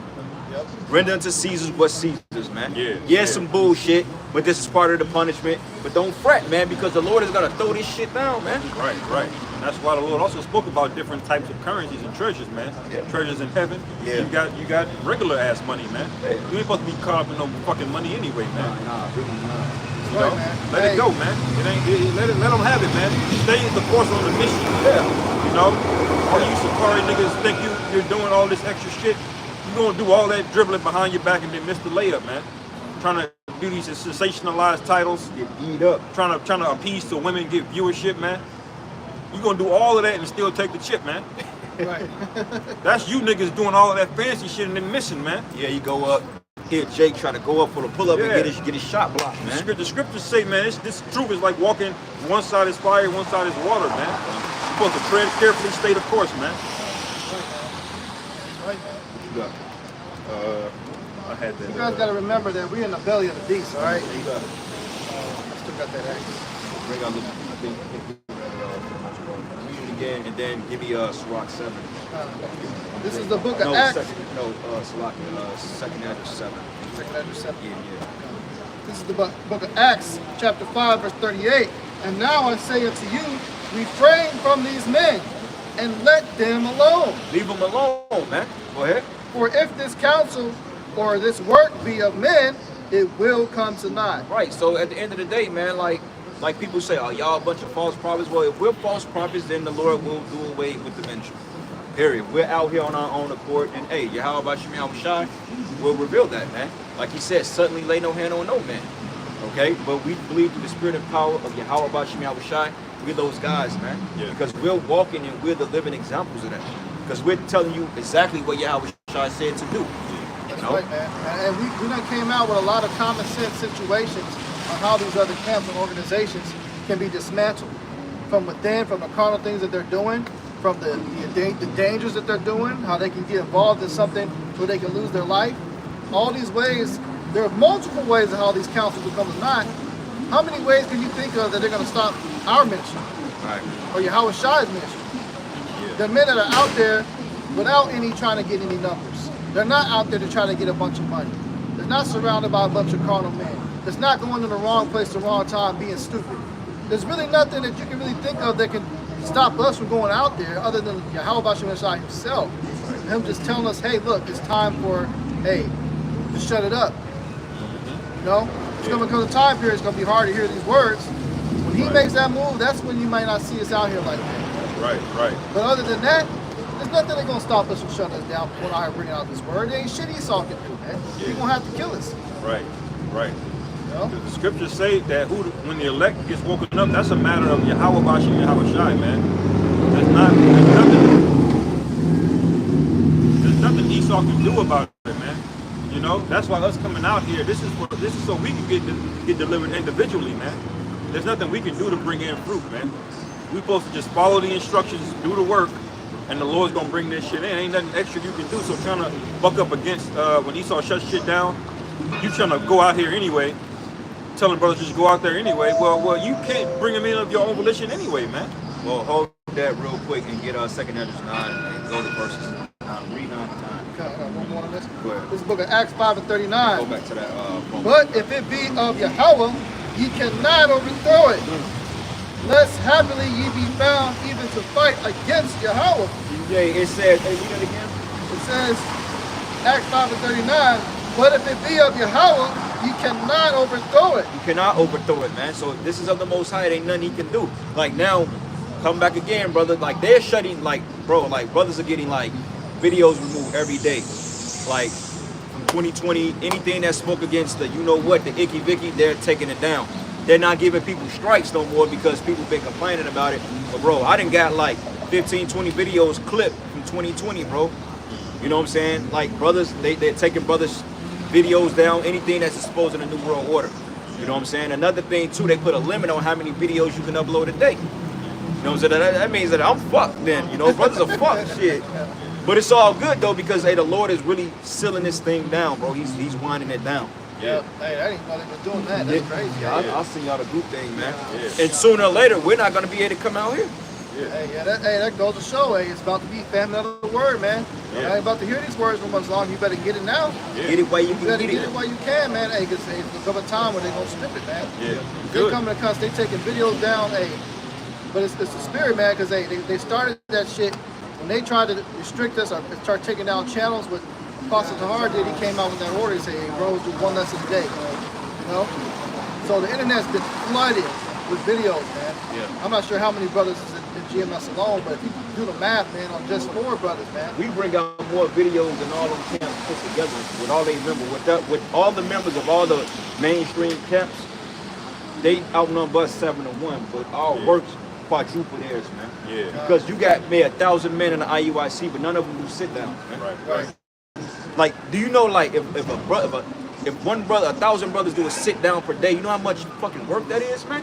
If Nate put the order out and say, look, all my men, just do one sit down a day. Everybody in the IUIC that's a teacher, bro, that's 1,000 videos that's going up in one day. Right. You know what I'm saying? Imagine if you do it 5 days a week. That's 5,000, bro. That's a lot of videos, man. Yeah. Hey, that'd be just 1,000, man. That's 210,000 lessons In a year. a month. A month, man, for 1,000 brothers just to do a lesson a day, man. So, hey, that's the power, man. So this is why now they're coming out with the shit saying, hey, look, we got to restrict how many videos you can do a day. That's not for everybody else. That's specifically targeted to us, man. Because we're the one that's, hey, we try to shut down pages, what? We make about 3 or 4 new pages. Right. We don't give a damn about how many numbers got on one page. Hey, we just came out with multiple pages. Every brother should have at least 2 pages. How many pages you got, bro? Make you another one. About 5 or 6. Yeah, man. You should have at least 2 or 3 pages, man. Because you know they gonna fuck with it eventually. They gonna mess with it, man. Third one, really. Yeah. Like, And I might be wise just to post my backup already before, you know, because once you get struck, you know, you can't do nothing, you know. Fucking devil, man. But we're happy for the famine of the word because we know at that moment the elect basically are sealed, man. That's everybody that's supposed to know, they know. that fruit is just gonna sprout up, and then that's it, man. You know. But I'm taking that to 9 and what? 9 and 9. Second Ezra chapter 9, verse 9. Then shall they be in pitiful case. Nah, go up, Salaki. Go up, Tate. This is Second Ezra chapter 9, verse 8. I'll start at verse 7. It says, and everyone that shall be saved and shall be able to escape by his works and by faith whereby ye believe shall be preserved from the said perils. It says those that should escape by the works and where they believe, man, should be saved for the said perils, man.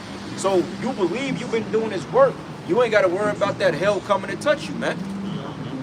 You ain't got to worry about death coming to touch you. You ain't got to worry about no plagues, man. You know what I'm saying? You ain't got to worry about some grimy nigga trying to stick you up. I mean, things will happen, but overall, man, we gonna be saved from the coming destruction, man.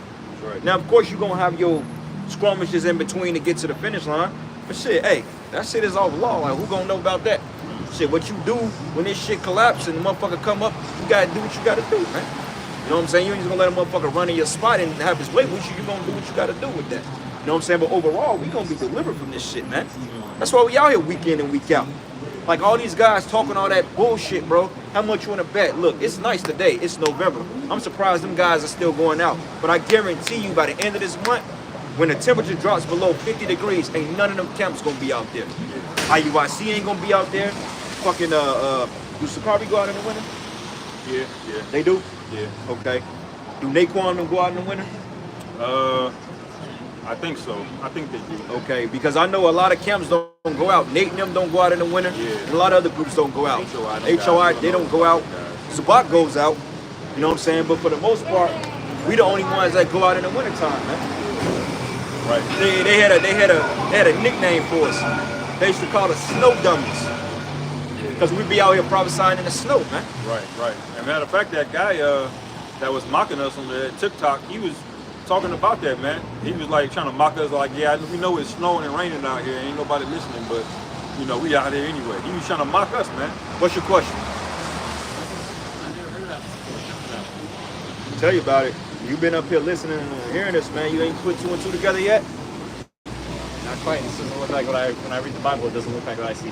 Yeah, because you're not reading it in the right context, and it's not giving it to you. This is the understanding of the Bible. The understanding of the Bible, not a variation of Christianity that's been pushed around. All right, we're the true prophets of the Most High, man. The real people of Israel, which is the centerpiece of the Bible, is on this sign right here, Sir. All right, so we're giving the correct breakdown from what's getting ready to happen, man. Yep. Which is holy hell, judgment, and death. Like Apostle R said, death is about to come back in style. You knew that? Yeah, like All see these people walking around happy around here. You know the complete opposite is getting ready to happen. yeah, because everybody is so blinded, like everything that's happening in the world, from the Ukrainian conflict to this Israeli and the Palestinian conflict. Like literally, people here in the West, they really believe that they're in best case. They believe they're so safe, and they believe that the government have their best interests. So like all these people you see walking around here, they're gonna have hell on hot water in a minute, man. Because right now we're getting ready to enter a global economic collapse. Yeah. Like I don't know if you knew, but I believe yesterday, if I'm not mistaken, one of the major banks are collapsing, man. It's called Citizens Bank, which harbors Wells Fargo, I believe Chase, and Bank of America. Millions of customers can't withdraw their money from the bank because they're doing what they're called bank runs today, which is because they're getting ready to switch over this currency, the US dollar, to this digital-based currency, which is that RFID chip that you were looking at earlier, which is prophesied about in Revelation 13 and 16, which is the mark of the beast according to the Bible right here, man. So everybody's going to be required to take this in order to have some type of sustainability or livelihood in America, man. Yeah. You know, and they're going to push this on people through fear. Because first was the, you know what, the punch, you know, back in 2020, 2021, which we can't say on the camera because they censor everything. But basically, they're going to create certain attacks and push people into a corner to accept this, man. Yeah. Whether it's your job, you know what I'm saying, your children, or anything that deals with your livelihood. Because us in America, we've been taught pleasure, pleasure, pleasure. You don't know how to suffer over here, man. Yeah. So when you look at the mindset of the average American, it's really like 2 to 1 because this is not worth getting destroyed for, man. When you look at like the cost of, let's just say, good example, right? If somebody was like, well, look, I give you $1,000 if you give me $1 million. That's no comparison. Why would I do that? But see, people are gonna trade in their pleasure just to get this for 10 more minutes of fun. But if you get this, you're gonna be destroyed according to the Bible. That's man. right. All right. That's right, man. Matter of fact, read that again and get that in Revelation 13. This is 2 Ezra chapter 9, verse 8, verse 7. And every one shall be saved and shall be able to escape by his works and by faith whereby ye have believed. Right, it says by his works and by faith which you have believed, so your works constitute your faith. Okay, contrary to popular opinion, just believing in something without knowing about it or without any type of historical reference does not mean you have faith. Okay, you can say you believe something all day, but if you're not putting forth your hand to do it, then that disannuls your belief, man. Because there's a work that has to be done in order to be qualified to fit the lot of the men of the Lord of the elect, man. That's right. You know?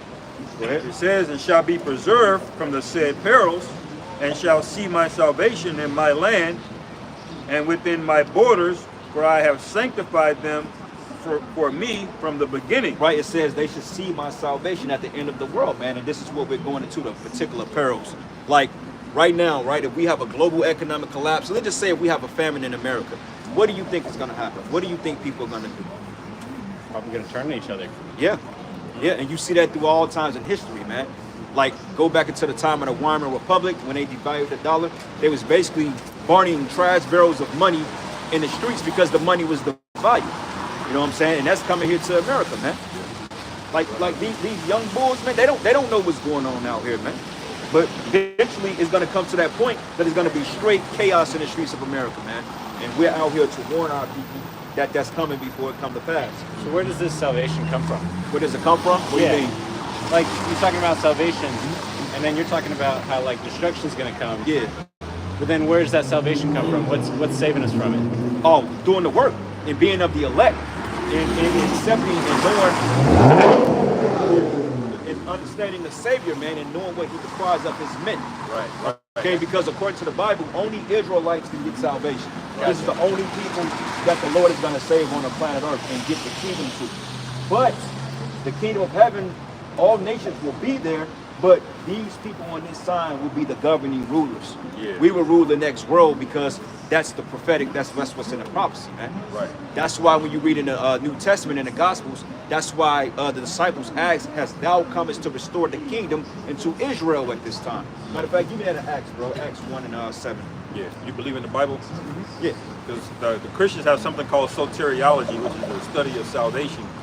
And what they'll do is give you a one-dimensional understanding of salvation, which is just believe on the Messiah. But the scriptures really is three prerequisites for salvation. Number one, you have to be a bloodline Israelite, descended from the house of Jacob. Number two, you have to believe on the Messiah. And number three, you have to put in works that back up your faith in the Messiah. Those are the three things that give you qualification. And even still, it's still the Lord has to choose you. So what about Romans 10, 9, and 10? Because it says, if you confess with your mouth that Jesus is Lord and believe in your heart that God raised him from the dead, then you will be saved. Okay, but who was Romans written to? Was it written to heathens or was those Israelites that lost their heritage? Heathens. It was written to the Romans, the church in Rome. Okay, but do you know that these people was scattered among Rome? Do you know that?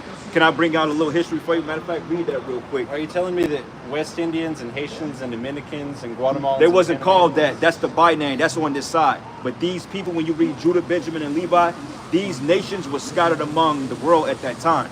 They didn't call themselves West Indies. That's just a byword that was put on us in this captivity. Right. 2,000 years ago, we was under the captivity of the Romans. You had Romans, you had Grecians, you had people from Thessalonica, you had people from Ephesus, those particular provinces in Asia, man. Yeah. Same thing with the churches. That's why the epistles were personalized letters to these people that were scattered abroad, and I can prove that through history. But let him read that first. They were also called back then Hellenized Jews. Yep. Back then. Today they're called, that you see on the sign, but back then they were also identified as Roman citizens. They didn't call themselves black or Haitian back then, but they said, hey, I'm a Roman citizen. They called themselves, I'm a Greek. So how do you get from this side to that side? What do you mean? Like this side to sign and this side. Oh, because because through the prophecies and through the history and tracing these people back, these are who they are. Like the so-called Negro, when you read in the Bible that Jesus was a so-called black man from the tribe of Judah, when you trace the lineages and what was going to happen to the tribes at the end, when Moses said that we should come to America and be slaves under the so-called white man and the other nations, that fits none of these people on this side. Because remember, the Bible prophesied that the Lord's people were going to be in captivity up until his coming, which is today. Right. Like when you look at the common so-called black man, he don't know who he is according to the scriptures, man. That's part of the curses that was put on us. But didn't the Lord come back like 2,000 years ago?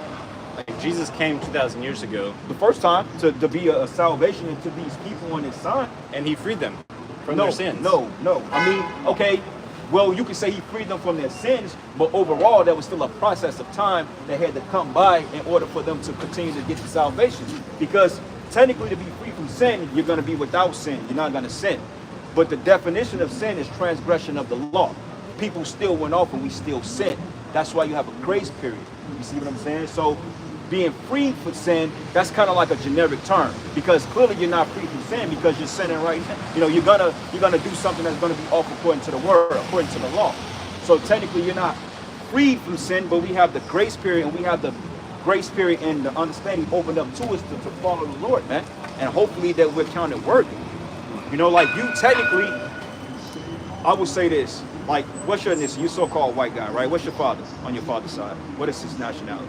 He's white. He's white. American. He's American white man, right? Okay, well, you predominantly, you may be the biblical Edomite of the nation of Edom. If you know the story between Jacob and Esau, the Lord chose Jacob over Esau. Your ancestors goes back to the biblical Idumeans or the Edomites, which there's no salvation for your people. But it's not about what you look like, it's about the spirit. You can very well be an Israelite, but you may not look like a typical Negro, Latino, or Native American. It just depends on if your spirit resonates with what the word is coming out. You know what I'm saying? Because it's not about, are you a white boy, are you going to be destroyed? No, we ain't teaching that. But predominantly the so-called white race in America and around the world, being of the biblical Edomites, they're going to go into slavery right along with the heathens. Right? Okay? But read that. Acts 1:7. What it says, has thou come to restore the kingdom to Israel? It may be in that. Okay. Get what you looking for, brother? Jeremiah, which says, scattered. Yeah, matter of fact, you can get in Ezekiel 5th. Matter of fact, get that in Deuteronomy, and get it in Deuteronomy. But if you find it, then you can get it. Jesus also tells a parable about a wedding feast, right? Right. And he invites lots of people, his chosen people, his first people that he invites. They all reject him, right? And then he goes out to the highways and the byways, and he gets all of the people that weren't his chosen people, that he gets all the rejected people, the people that were outside that, and he invites them into his covenant, right? Invites them into that wedding feast to enjoy the things that he had, that his own people had discarded him for. Did all the Jews discard him? Did every Israelite do away? Did every Israelite reject the Messiah?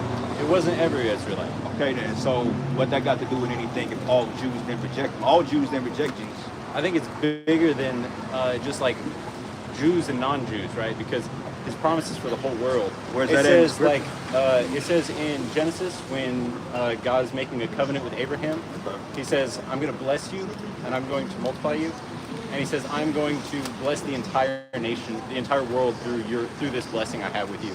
Well, let me read this. This is the book of Matthew 10:5. It says, "These 12 Jesus sent forth and commanded them, saying, Go not into the way of the Gentile, and into any city of the Samaritans enter ye not, but go rather to the lost sheep of the house of Israel. And as ye go, preach, saying, The kingdom of heaven is at hand." Okay?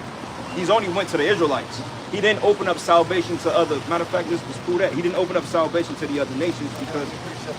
Yeah, go ahead, bring them out, bro. The book of Isaiah 45:17. I know John 3:16 is pushed heavily amongst the Christians. This is the understanding what he's talking about when he says world. Isaiah 45:17. But Israel shall be saved, and the Lord with an everlasting salvation. Ye shall not be ashamed nor confounded, world without end. He's talking about the world of Israel. Okay, so yes, he says world. He's addressing world because we got scattered in the whole. Okay, but he's not talking to everybody, every nationality that does want to say. He's only sent for Israelites. And I have another precept to back up that. This is the book of Matthew 15:24. But he answered and said, I am not sent but unto the lost sheep of the house of Israel. So he's very specific. I'm only here for Israelites, the Hebrew Israelites. Okay?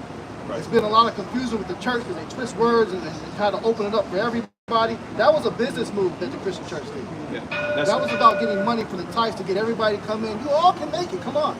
But it's not true. It's not biblical. So what do you do with like Matthew 28, where he says, go to Judea and Samaria and all of the ends of the earth? Or when you go to Who's he saying Paul, to preach to? Hold on. I got something for that. Peep this. This is in the book of John, and if you're gonna go to the history, this is the book of John. I'm gonna start at 7, and I'm gonna start at verses. Let's go to 34. It says, "Ye shall seek me and shall not find me, and where I am, thither ye cannot come." Then the Jews among themselves, it says, then said the Jews among themselves, whither he go, that we should not find him. Will he go into the dispersed among the Gentiles? Now, what does disperse mean? scattered. Right. So it says, will he go to the dispersed among the Gentiles and teach the Gentiles? Why did it say dispersed among the Gentiles? They're asking if he's going to go to everybody. I gotta ask. Don't be simple, man. Listen again.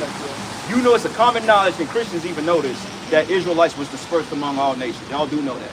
Okay, but see, this is what happened when you start a book in the middle of the book and you don't have the historical context. The reason why you're saying what you're saying is because you don't know anything about the Apocrypha, which this book's indeed validate, and I'll get into the history of it too, as to show you why those Grecians were called, or those Jews were called Greeks, Romans, from Thessalonica, from Ephesus, Or the Hellenistic Jews. they were Hellenistic Israelites. Yeah, you know what I'm saying? They was these people, but they was Hellenized because they stopped keeping the commandments. Just like these people, this is another way of saying these are Hellenized Israelites. But the goal is to gap this back to this. That's all that Paul was doing. He didn't go to Esau. He didn't go to Moab. He didn't go to Ammon. He didn't go to Ham. He didn't go to Ishmael. Those people he went to were Israelites. They just lost their identity. So when you bring up like Matthew 28, when Yahushua, who you call Christ, said that, he was talking about the people in his sign, because these are the people that need salvation. Okay, because the Most High never opened up his covenant to anybody but these people, because he never gave it to them in the beginning. Right. What proves that, Romans the 11th chapter about the wild olive branch. You can't take a branch off a certain tree and put it on a different tree if it don't fit. You got a tree grows of its own root. So I can't take a maple branch and put it on a different particular tree because it does not fit. But you could take an olive branch and put it onto another olive tree. You could put an apple branch and put it onto another apple Right, tree. right. The apples is the Because same it's of way. its same stock. It's of its same stock. So basically you just said what I just said. But they're not from the same tree. Well, So but you it's could make the argument that it's the same species. tree. but it's the is- same species of thing, bro. It's the same species. That's the It's- analogy. That's the analogy of it that we was You making. don't need to grow up in the land of Israel to be an Israelite. Yeah. By bloodline. See, the context that a lot of y'all miss is that every captivity that's happened, it's not just the Greeks. Do you know the story of Meshach, Shadrach, and Abednego? Okay, that was the Babylonian captivity. Those names are not Hebrew names. Those not Hebrew. Those are They Babylonian were names. Babylonian names. Why? Well, but we were called that in the Bible. Why? Because we were in a captivity. Right. Languages got forced on us, man. We got scattered. You know the story of Esther and Mordecai? What happened in that story, man? You had Jews scattered throughout the entire Persian captivity. Mordecai got to be the second in command of the Persian Empire, and the king didn't even know that he was a Jew. So then what But he was makes still fighting for his people within there. But see, today they just would have called them Persians. what makes an But there's a Israelite difference. an Israelite then? If it's like it doesn't matter if you're grown there, it doesn't matter who your ancestors It's are. through the spirit, it's through the seed of your father, man. And ultimately it's through the spirit. And it's through the prophecies, for one thing, because it was foretold that it's going to come a time that these people was going to be called something else. Like when you look at history, when you study so-called African American history, they even got black hymns, Swing Low, Sweet Chariot, Coming Forth to Carry Me Home. When I look over the band of river, I see a band of angels. Kumbaya, that's Hebrew. Why does ancient so-called blacks, Hispanics, and Native Americans have ancestral roots in speaking the Hebrew language if they wasn't these people? Historical scholars brought this out. It's a book called, what is it called? Not the 13th Tribe, but it was basically the Promised Land and Lost Tribes. Oh, yeah, yeah. When they went into how the Native American Indians, they came over here speaking broken forms of Hebrew. Like, Google something called the Lost Lunar Stones. Right. They just, Salaki, I was going to say, because the Lord knew that we would be scattered. When you read about the curses, the Bible gives us something that would be a sign of who we were, because it would be so difficult to track us. You see? So he said the curses was going to be a sign, a mark of how you would identify who the Israelites were in the latter time. yeah, because we were told, Because we would be speaking different languages. We would be at the bottom, basically, of every nation. We'd be called minorities, so to speak. In every nation, you got a slum, you got a ghetto, you got something in every nation, man. You know? hold up, I'm gonna like keep this. Can you step a little closer? I want to show you something. This is the book called the Apocrypha. Okay, now I have a 1611 King James Bible, or Bible, that has this book directly in it, but it's not in a standard King James Bible. But these 12 books here, these 12 books, is basically this book right here that was taken right out of the Holy Bible. The intertestamental. Yeah. And basically this is the Bible that the presidents, they swear on, and they have this book in the middle of it. But the reason why I brought this up, because this is 500 of years of history that you don't have to link the gap between the Israelites in the Old Testament and the New Testament. And I want to get a little history for you. This is between the Testaments. Now, this is in a regular King James Bible. Now, you know who Alexander the Great was, right? Okay, basically, this is what he did. It says, I'm gonna start like here in the middle because it's a lot to read, but it says, there was no need for campaigns against Jews, and legend make Alexander a friend of the Jewish people, but Judea, the high priest, is said to have come out to meet Alexander, telling him of Daniel's prophecy that the Greek army would be victorious. You can read about that in Daniel the 8th chapter. But it says, although historians do not take the story seriously, it does illustrate the friendly feelings between the Jews and the Macedonian conqueror. It says, Alexander permitted the Jews to observe their laws and granted them exemption from tribute during sabbatical years. And when he built Alexandria in Egypt, he encouraged Jews to settle there and gave them privileges comparable to those of his Greek subjects. So that was a connection between the Jews and the Greeks at that time. Right. Okay? And it says Alexander was welcomed into Egypt as a deliverer from the Persian oppression, but his victorious armies retracted their steps through Palestine and Syria, then moved eastward. But I'm gonna go down a little bit. I'm gonna jump around a little bit. Because going down here, it says, many Jews took Greek names and adopted a school of Greek philosophies and tried to combine the wisdom of Greece with the faith of their fathers. They said many Jews took Greek names, right? So it's the same concept what you told us earlier. You actually your nationality, and you said American. Now, a regular person, they would have said maybe Irish, German, Italian. Those are many nationalities so-called white people associate themselves with. But you said American. Is American really an ethnicity? I mean, I was just talking about where my dad was, the nation my dad was born in. Yeah. Right. So that's all. But your true ethnicity would be something else. You would probably say maybe German, Irish. I mean, you have a family tree. They probably told you what your heritage is. But you have to be of an Israelite in order to get it. You have to be your start. You have, and like he said, there be certain signs that will tell who these people are because the identity have been stripped from us, man. Right. Okay. Right. Reading on a little more, it says other resisted Hellenism and became more engrossed in the study of their law. Okay. But see, when you go down here, it says the Jews in Palestine enjoyed a period of prosperity during Ptolemaic times, but tribute tax was paid to the government in Egypt, but local affairs were administered by high priests who had been responsible for governing their people since Persian times. But the greatest figure among Jews of the Ptolemaic period was Simon the Just, the high priest, who was subject to the highest praise of apocryphal book of Ecclesiastes, which that's irrelevant. But the point about it is, from the Alexander through the Ptolemies through the Seleucids, that's when we lost that heritage. So when you go into the New Testament and we're talking about those other nations, like there's no difference between a Jew nor Greek, this is what it's talking about because we lost our customs.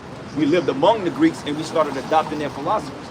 Just like today, you got gladiators, you got LeBron James, which he's of a Greek fraternal order, because he's playing in what he's called the National Basketball Association. That's a Greek custom. Right. But he's an Israelite, but yet he's taking on the Greek customs of that lifestyle, man.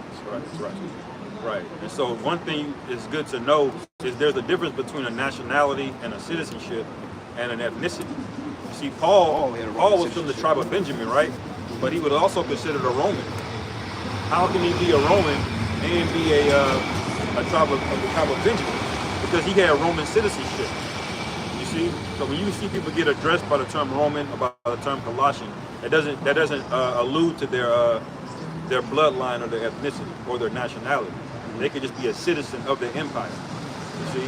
One quick example I want to give you that is this is the book of Rest of Esther, chapter 16, verse 10. And it says, Haman, a Macedonian, the son of Ammedatha, being indeed a stranger from the Persian blood, and far distant from our goodness, and as a stranger received of us. So this guy Haman was in the high courts of the Persian Empire, but by blood he was a Macedonian. You see? And that's what the Lord is dealing with. Who do your people go back to? Your bloodline has to go back to the Israelites. And how do we know who the Israelites are? We look through the scriptures, through prophecy, and then we look through the markers, which are mainly the curses. Right, that's what I was going to say. There's key ways you can find out. If you fit the bill for the prophetic curses, more than likely there's a 99% chance you're Israelite. If you go through the prophetic curses found, to have it right here. And it's really through faith, bro. It's really, you got to have faith to really believe in this thing. And really, faith is a gift, man. Like, man, this is my question though. Is you keep going back and forth? Is it faith or is it bloodline? Because if it's bloodline, it's bloodline. If it's faith, it's both. faith. Well, it's both, but you have to be of the bloodline to have that faith. Everybody can't have faith in the Lord. It's the first thing I told you. Remember, I said there are prerequisites, right? Like you play a video game, right? You might get a nice piece of gear. You have it in your possession, but you can't use it until you become a certain level.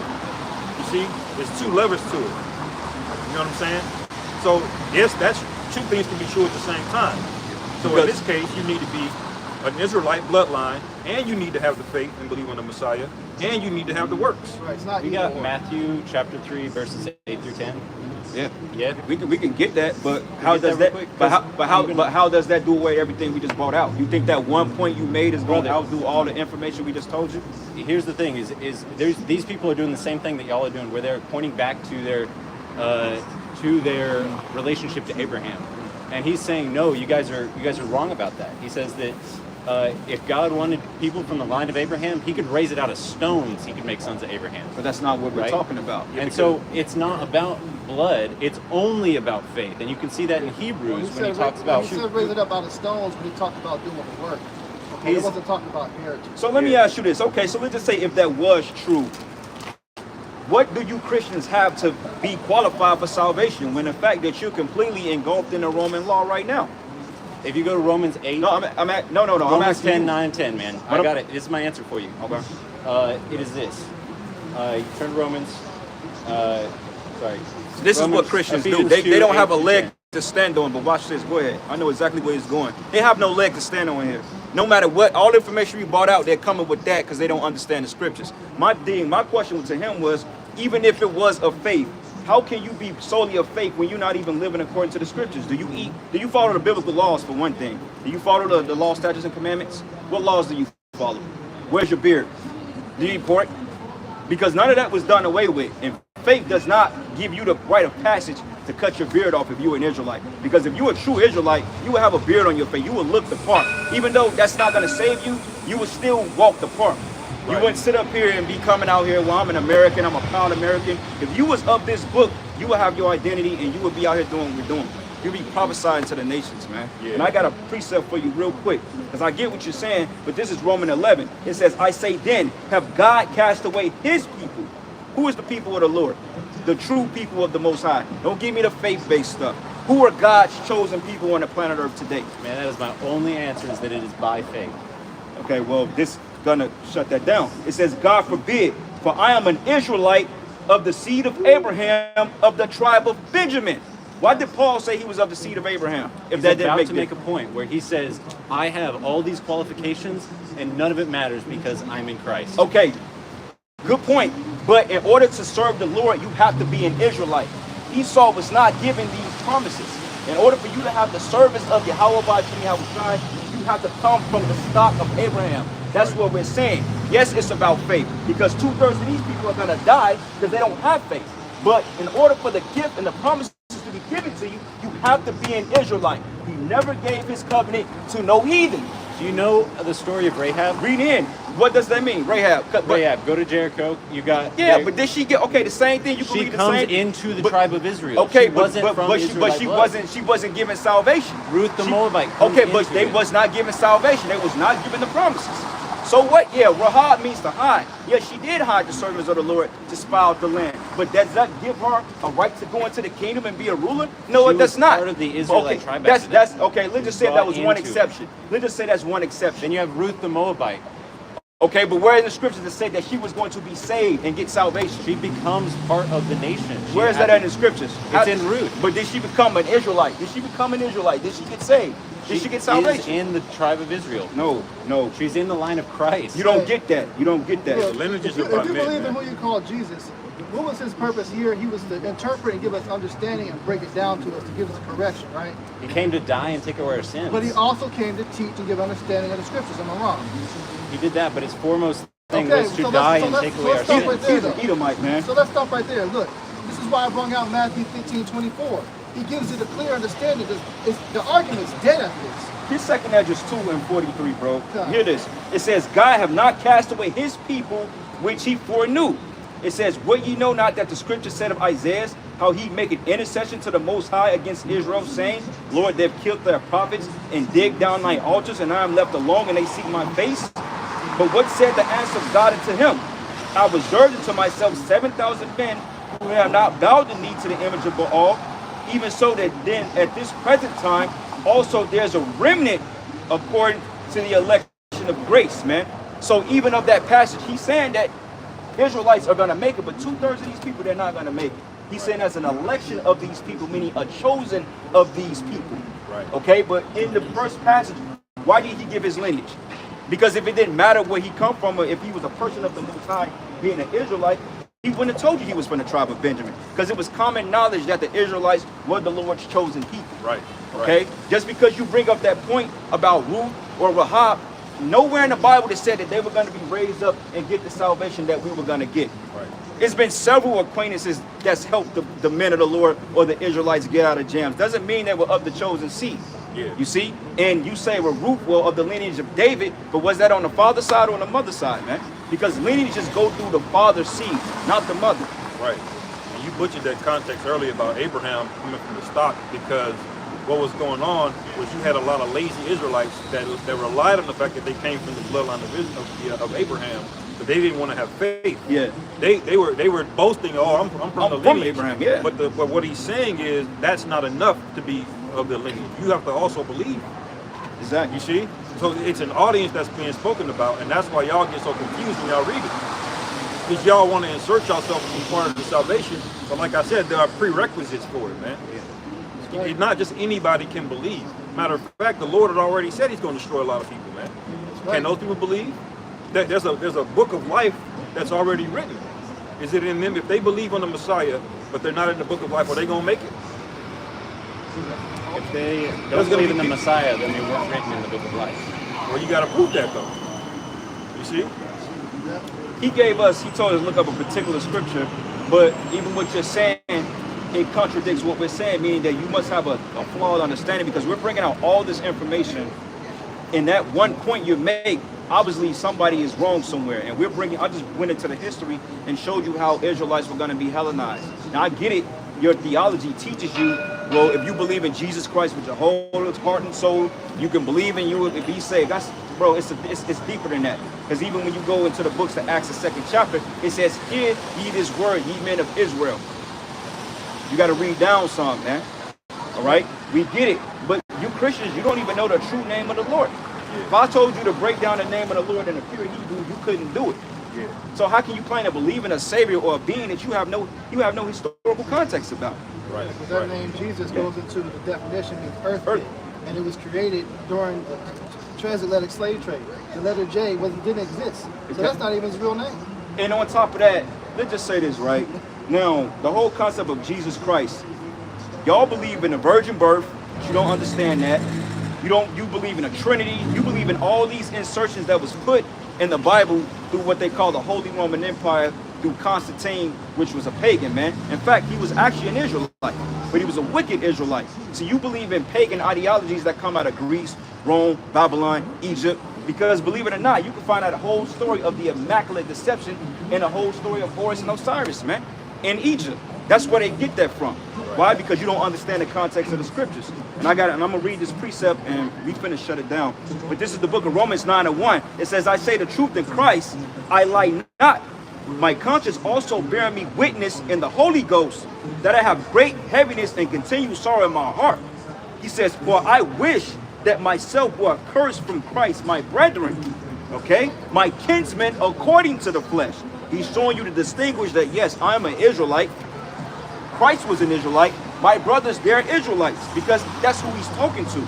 These epistles was written to Israelites that was dispersed among those particular nations, man.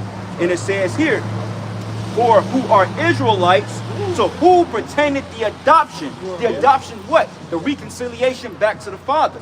Yeah. That's what you were reading. And it says, in the glory and the covenant and the giving of the law and the services and God and the promises. Yeah. That's what it's talking about. So when you're reading that, you have to put it in your mind like, okay, these are talking about the children of Israel. Yeah, you got to have faith through that. You have to have faith. I come up here and say I'm an Israelite all I want. But at the end of the day, if I don't believe in the Messiah, then what good am I? I'm just going to be another dead nigga. You know what I'm saying? It's going to be destroyed. Yeah. It's just that simple, bro. It's not hard. Right. I'll read that Matthew 15:24 again. But he answered and said, I am not sent but unto the lost sheep of the house of Israel. So that's why I asked you that question. If he was sent to give us a clear understanding, and he straight up just told you right here, he's only sent for Israel. He's not sent for nobody else. Right. So you can have faith all you want, but if you're not an Israel along with the faith, you got it. That's right. Because they have what they call the Israel of God. You have Right. the Israel, but you have the Israel of God because that was an election. The Right, elect right. of these people. Like I said, 2/3 of these people, they're going to die because they're wicked, man. Yeah. That's the reason why we got brought over here in the first place, because we disobeyed the Lord. Like, ask yourself, now all nations had their history, they had their bloody history, they've been so-called brutalized, but you got to ask yourself, why has this happened to the Negroes, Latinos, and Native Americans? What did they do so wrong to the point that they would get sit over here and dehumanized to the point that they've been called 6 different ethnicities, from black, colored, African American? Yeah. You got to ask yourself, why is this happening to these people? Why did God do this to these people? Why don't they have a particular land outside of Africa that they can identify themselves with? We have over 100 countries in Africa, man. Yeah. You got to ask yourself that, and it's right in the scriptures. Yep. Jeremiah 17:4, brother. What you got? This is Galatians Yeah, chapter go ahead, 4, read verse 22. For it is written that Abraham had 2 sons, the one by a bondmaid, the other by a free woman. But he who was of the bondwoman was born after the flesh, but he of the free woman was by promise. All right, so you can see he's speaking to Galatians, right? But he's talking about lineages, all right, because there was a promise that was given. And this is all about the promises being fulfilled. The Lord is called the Redeemer of Israel, man. Yes. All right, because there's a promise that was made, even despite us going off and being scattered over and over and over again. The promise has still got to be fulfilled, but it was promised to a man who had a lineage, that was Abraham. But see, it's not enough to just be of Abraham. That's why when the Lord came back on the scene, he was preaching, you got to have faith. I'm not going to deliver you just because you're an Israelite. I'm going to deliver you because you're an Israelite and you have faith. And how do you show what your faith are? By doing works. Yes. You see, that's how it works. You can't just believe anybody, just believe, because you got to ask yourself, who do we need salvation from? And believe If in what? anybody can be saved, who are we being delivered from? What's the point of the deliverance? From our own self, from our sin. No. There's a group of people. There's a group of people that are enacting the evil all around the earth. In the last days, there'll be a group of individuals that will be doing by far the most damage, the most bloodshed, the most theft, the most deception. All right. So you have to ask yourself, what are these terrible, perilous times in the end days that we're going to need to be delivered from, and who's responsible for it? And what's the definition of sin? You keep saying that word sin. What's the definition of sin? Transgressing God's law. Okay, now who was given a law? The whole earth is given a law. You're lying. You just read I just it. read it. You You just tried, read it. that's what Esau did. Right. You know well, who was given a covenant? Let's say, okay, let's take the New Testament. Abraham's given a covenant. Okay, but who was given a covenant? Through seed, through who? Through Isaac and who? Jacob. Jacob. And who was Jacob's 12 sons? There's the tribes of Israel. Israel, right? Now, who did Moses give the covenant to in the wilderness? Who did he give it to? Through to the tribes of Israel. Israel, exactly, okay? Now, who was given the law at that time? Tribes of Israel. Israel. Now, was that law specifically for God's people? Some of that law was for his people. No. Was it for his people, yes or no? Yes. Okay, then. So when have they ever changed? There's some laws that are natural. It's that apply to everybody. When have that ever changed? When has the law, statutes, and commandments ever changed? They never changed. I agree that one of us is reading the Bible wrong, and that one of us reads it with blind eyes. I have to go, but it's been great talking to you guys. All right, man. Dap up here, man. This is another precept, man. Matter of fact, I want to read before you leave, man. Maybe this is the book of 2 Esdras 3, and I'm gonna start at verses 31. It says, "I do not remember how this way be left, and they are of Babylon better than they of Zion." Who is Zion? Who is Zion? Man, you don't believe I can get saved anyways. Who is Zion? I'm asking you a question. Who is the Israelites? Zion. That's another name for Israel, Zion. Okay? And it says here, or there's any other people that know thee besides Israel. So he's telling you, like, whoever was given the covenant, who did the Lord choose out of the whole nation of the world? Who did Yahweh Ba'ashem Yahweh Shai choose? Which is the heavenly name of the Father, by the way. It says, or what generation have believed thy covenants as Jacob? A little bit more. It says, and yet their reward appeareth not, and their labor have no fruit. But says, for I have gone here and there to the heathen, and I see that they flow in wealth, and think not upon thy commandments. The heathen, you are the nations. Yeah, you're rich. You have America. You have the whole entire world. But our people is suffering. Though we gave the commandments and we have the truth, we're still at the bottom. And this is what he's saying. He says, weigh thou therefore our wickedness now in the balance. And there's also that dwell in the world, which is you heathens, so that thy name nowhere be found but in Israel. Or when was it that they which dwell upon the earth have not sinned in thy sight? For what people have so kept thy commandments? This is a question. It says, thou shalt find that Israel by name have kept thy precepts, but not the heathen. So the covenant was only given to the 12 tribes of Israel. You other nations are going in slavery under these people, man. That's right. Because the Most High didn't choose you, and the hell you brought to these people, man. Right. No way in hell that the Messiah opened up our salvation to a bunch of heathens. You in your salvation, man. Yeah. You got your blessing. This is your blessing here. Esau was promised that he was going to get a portion. This is it. Have fun.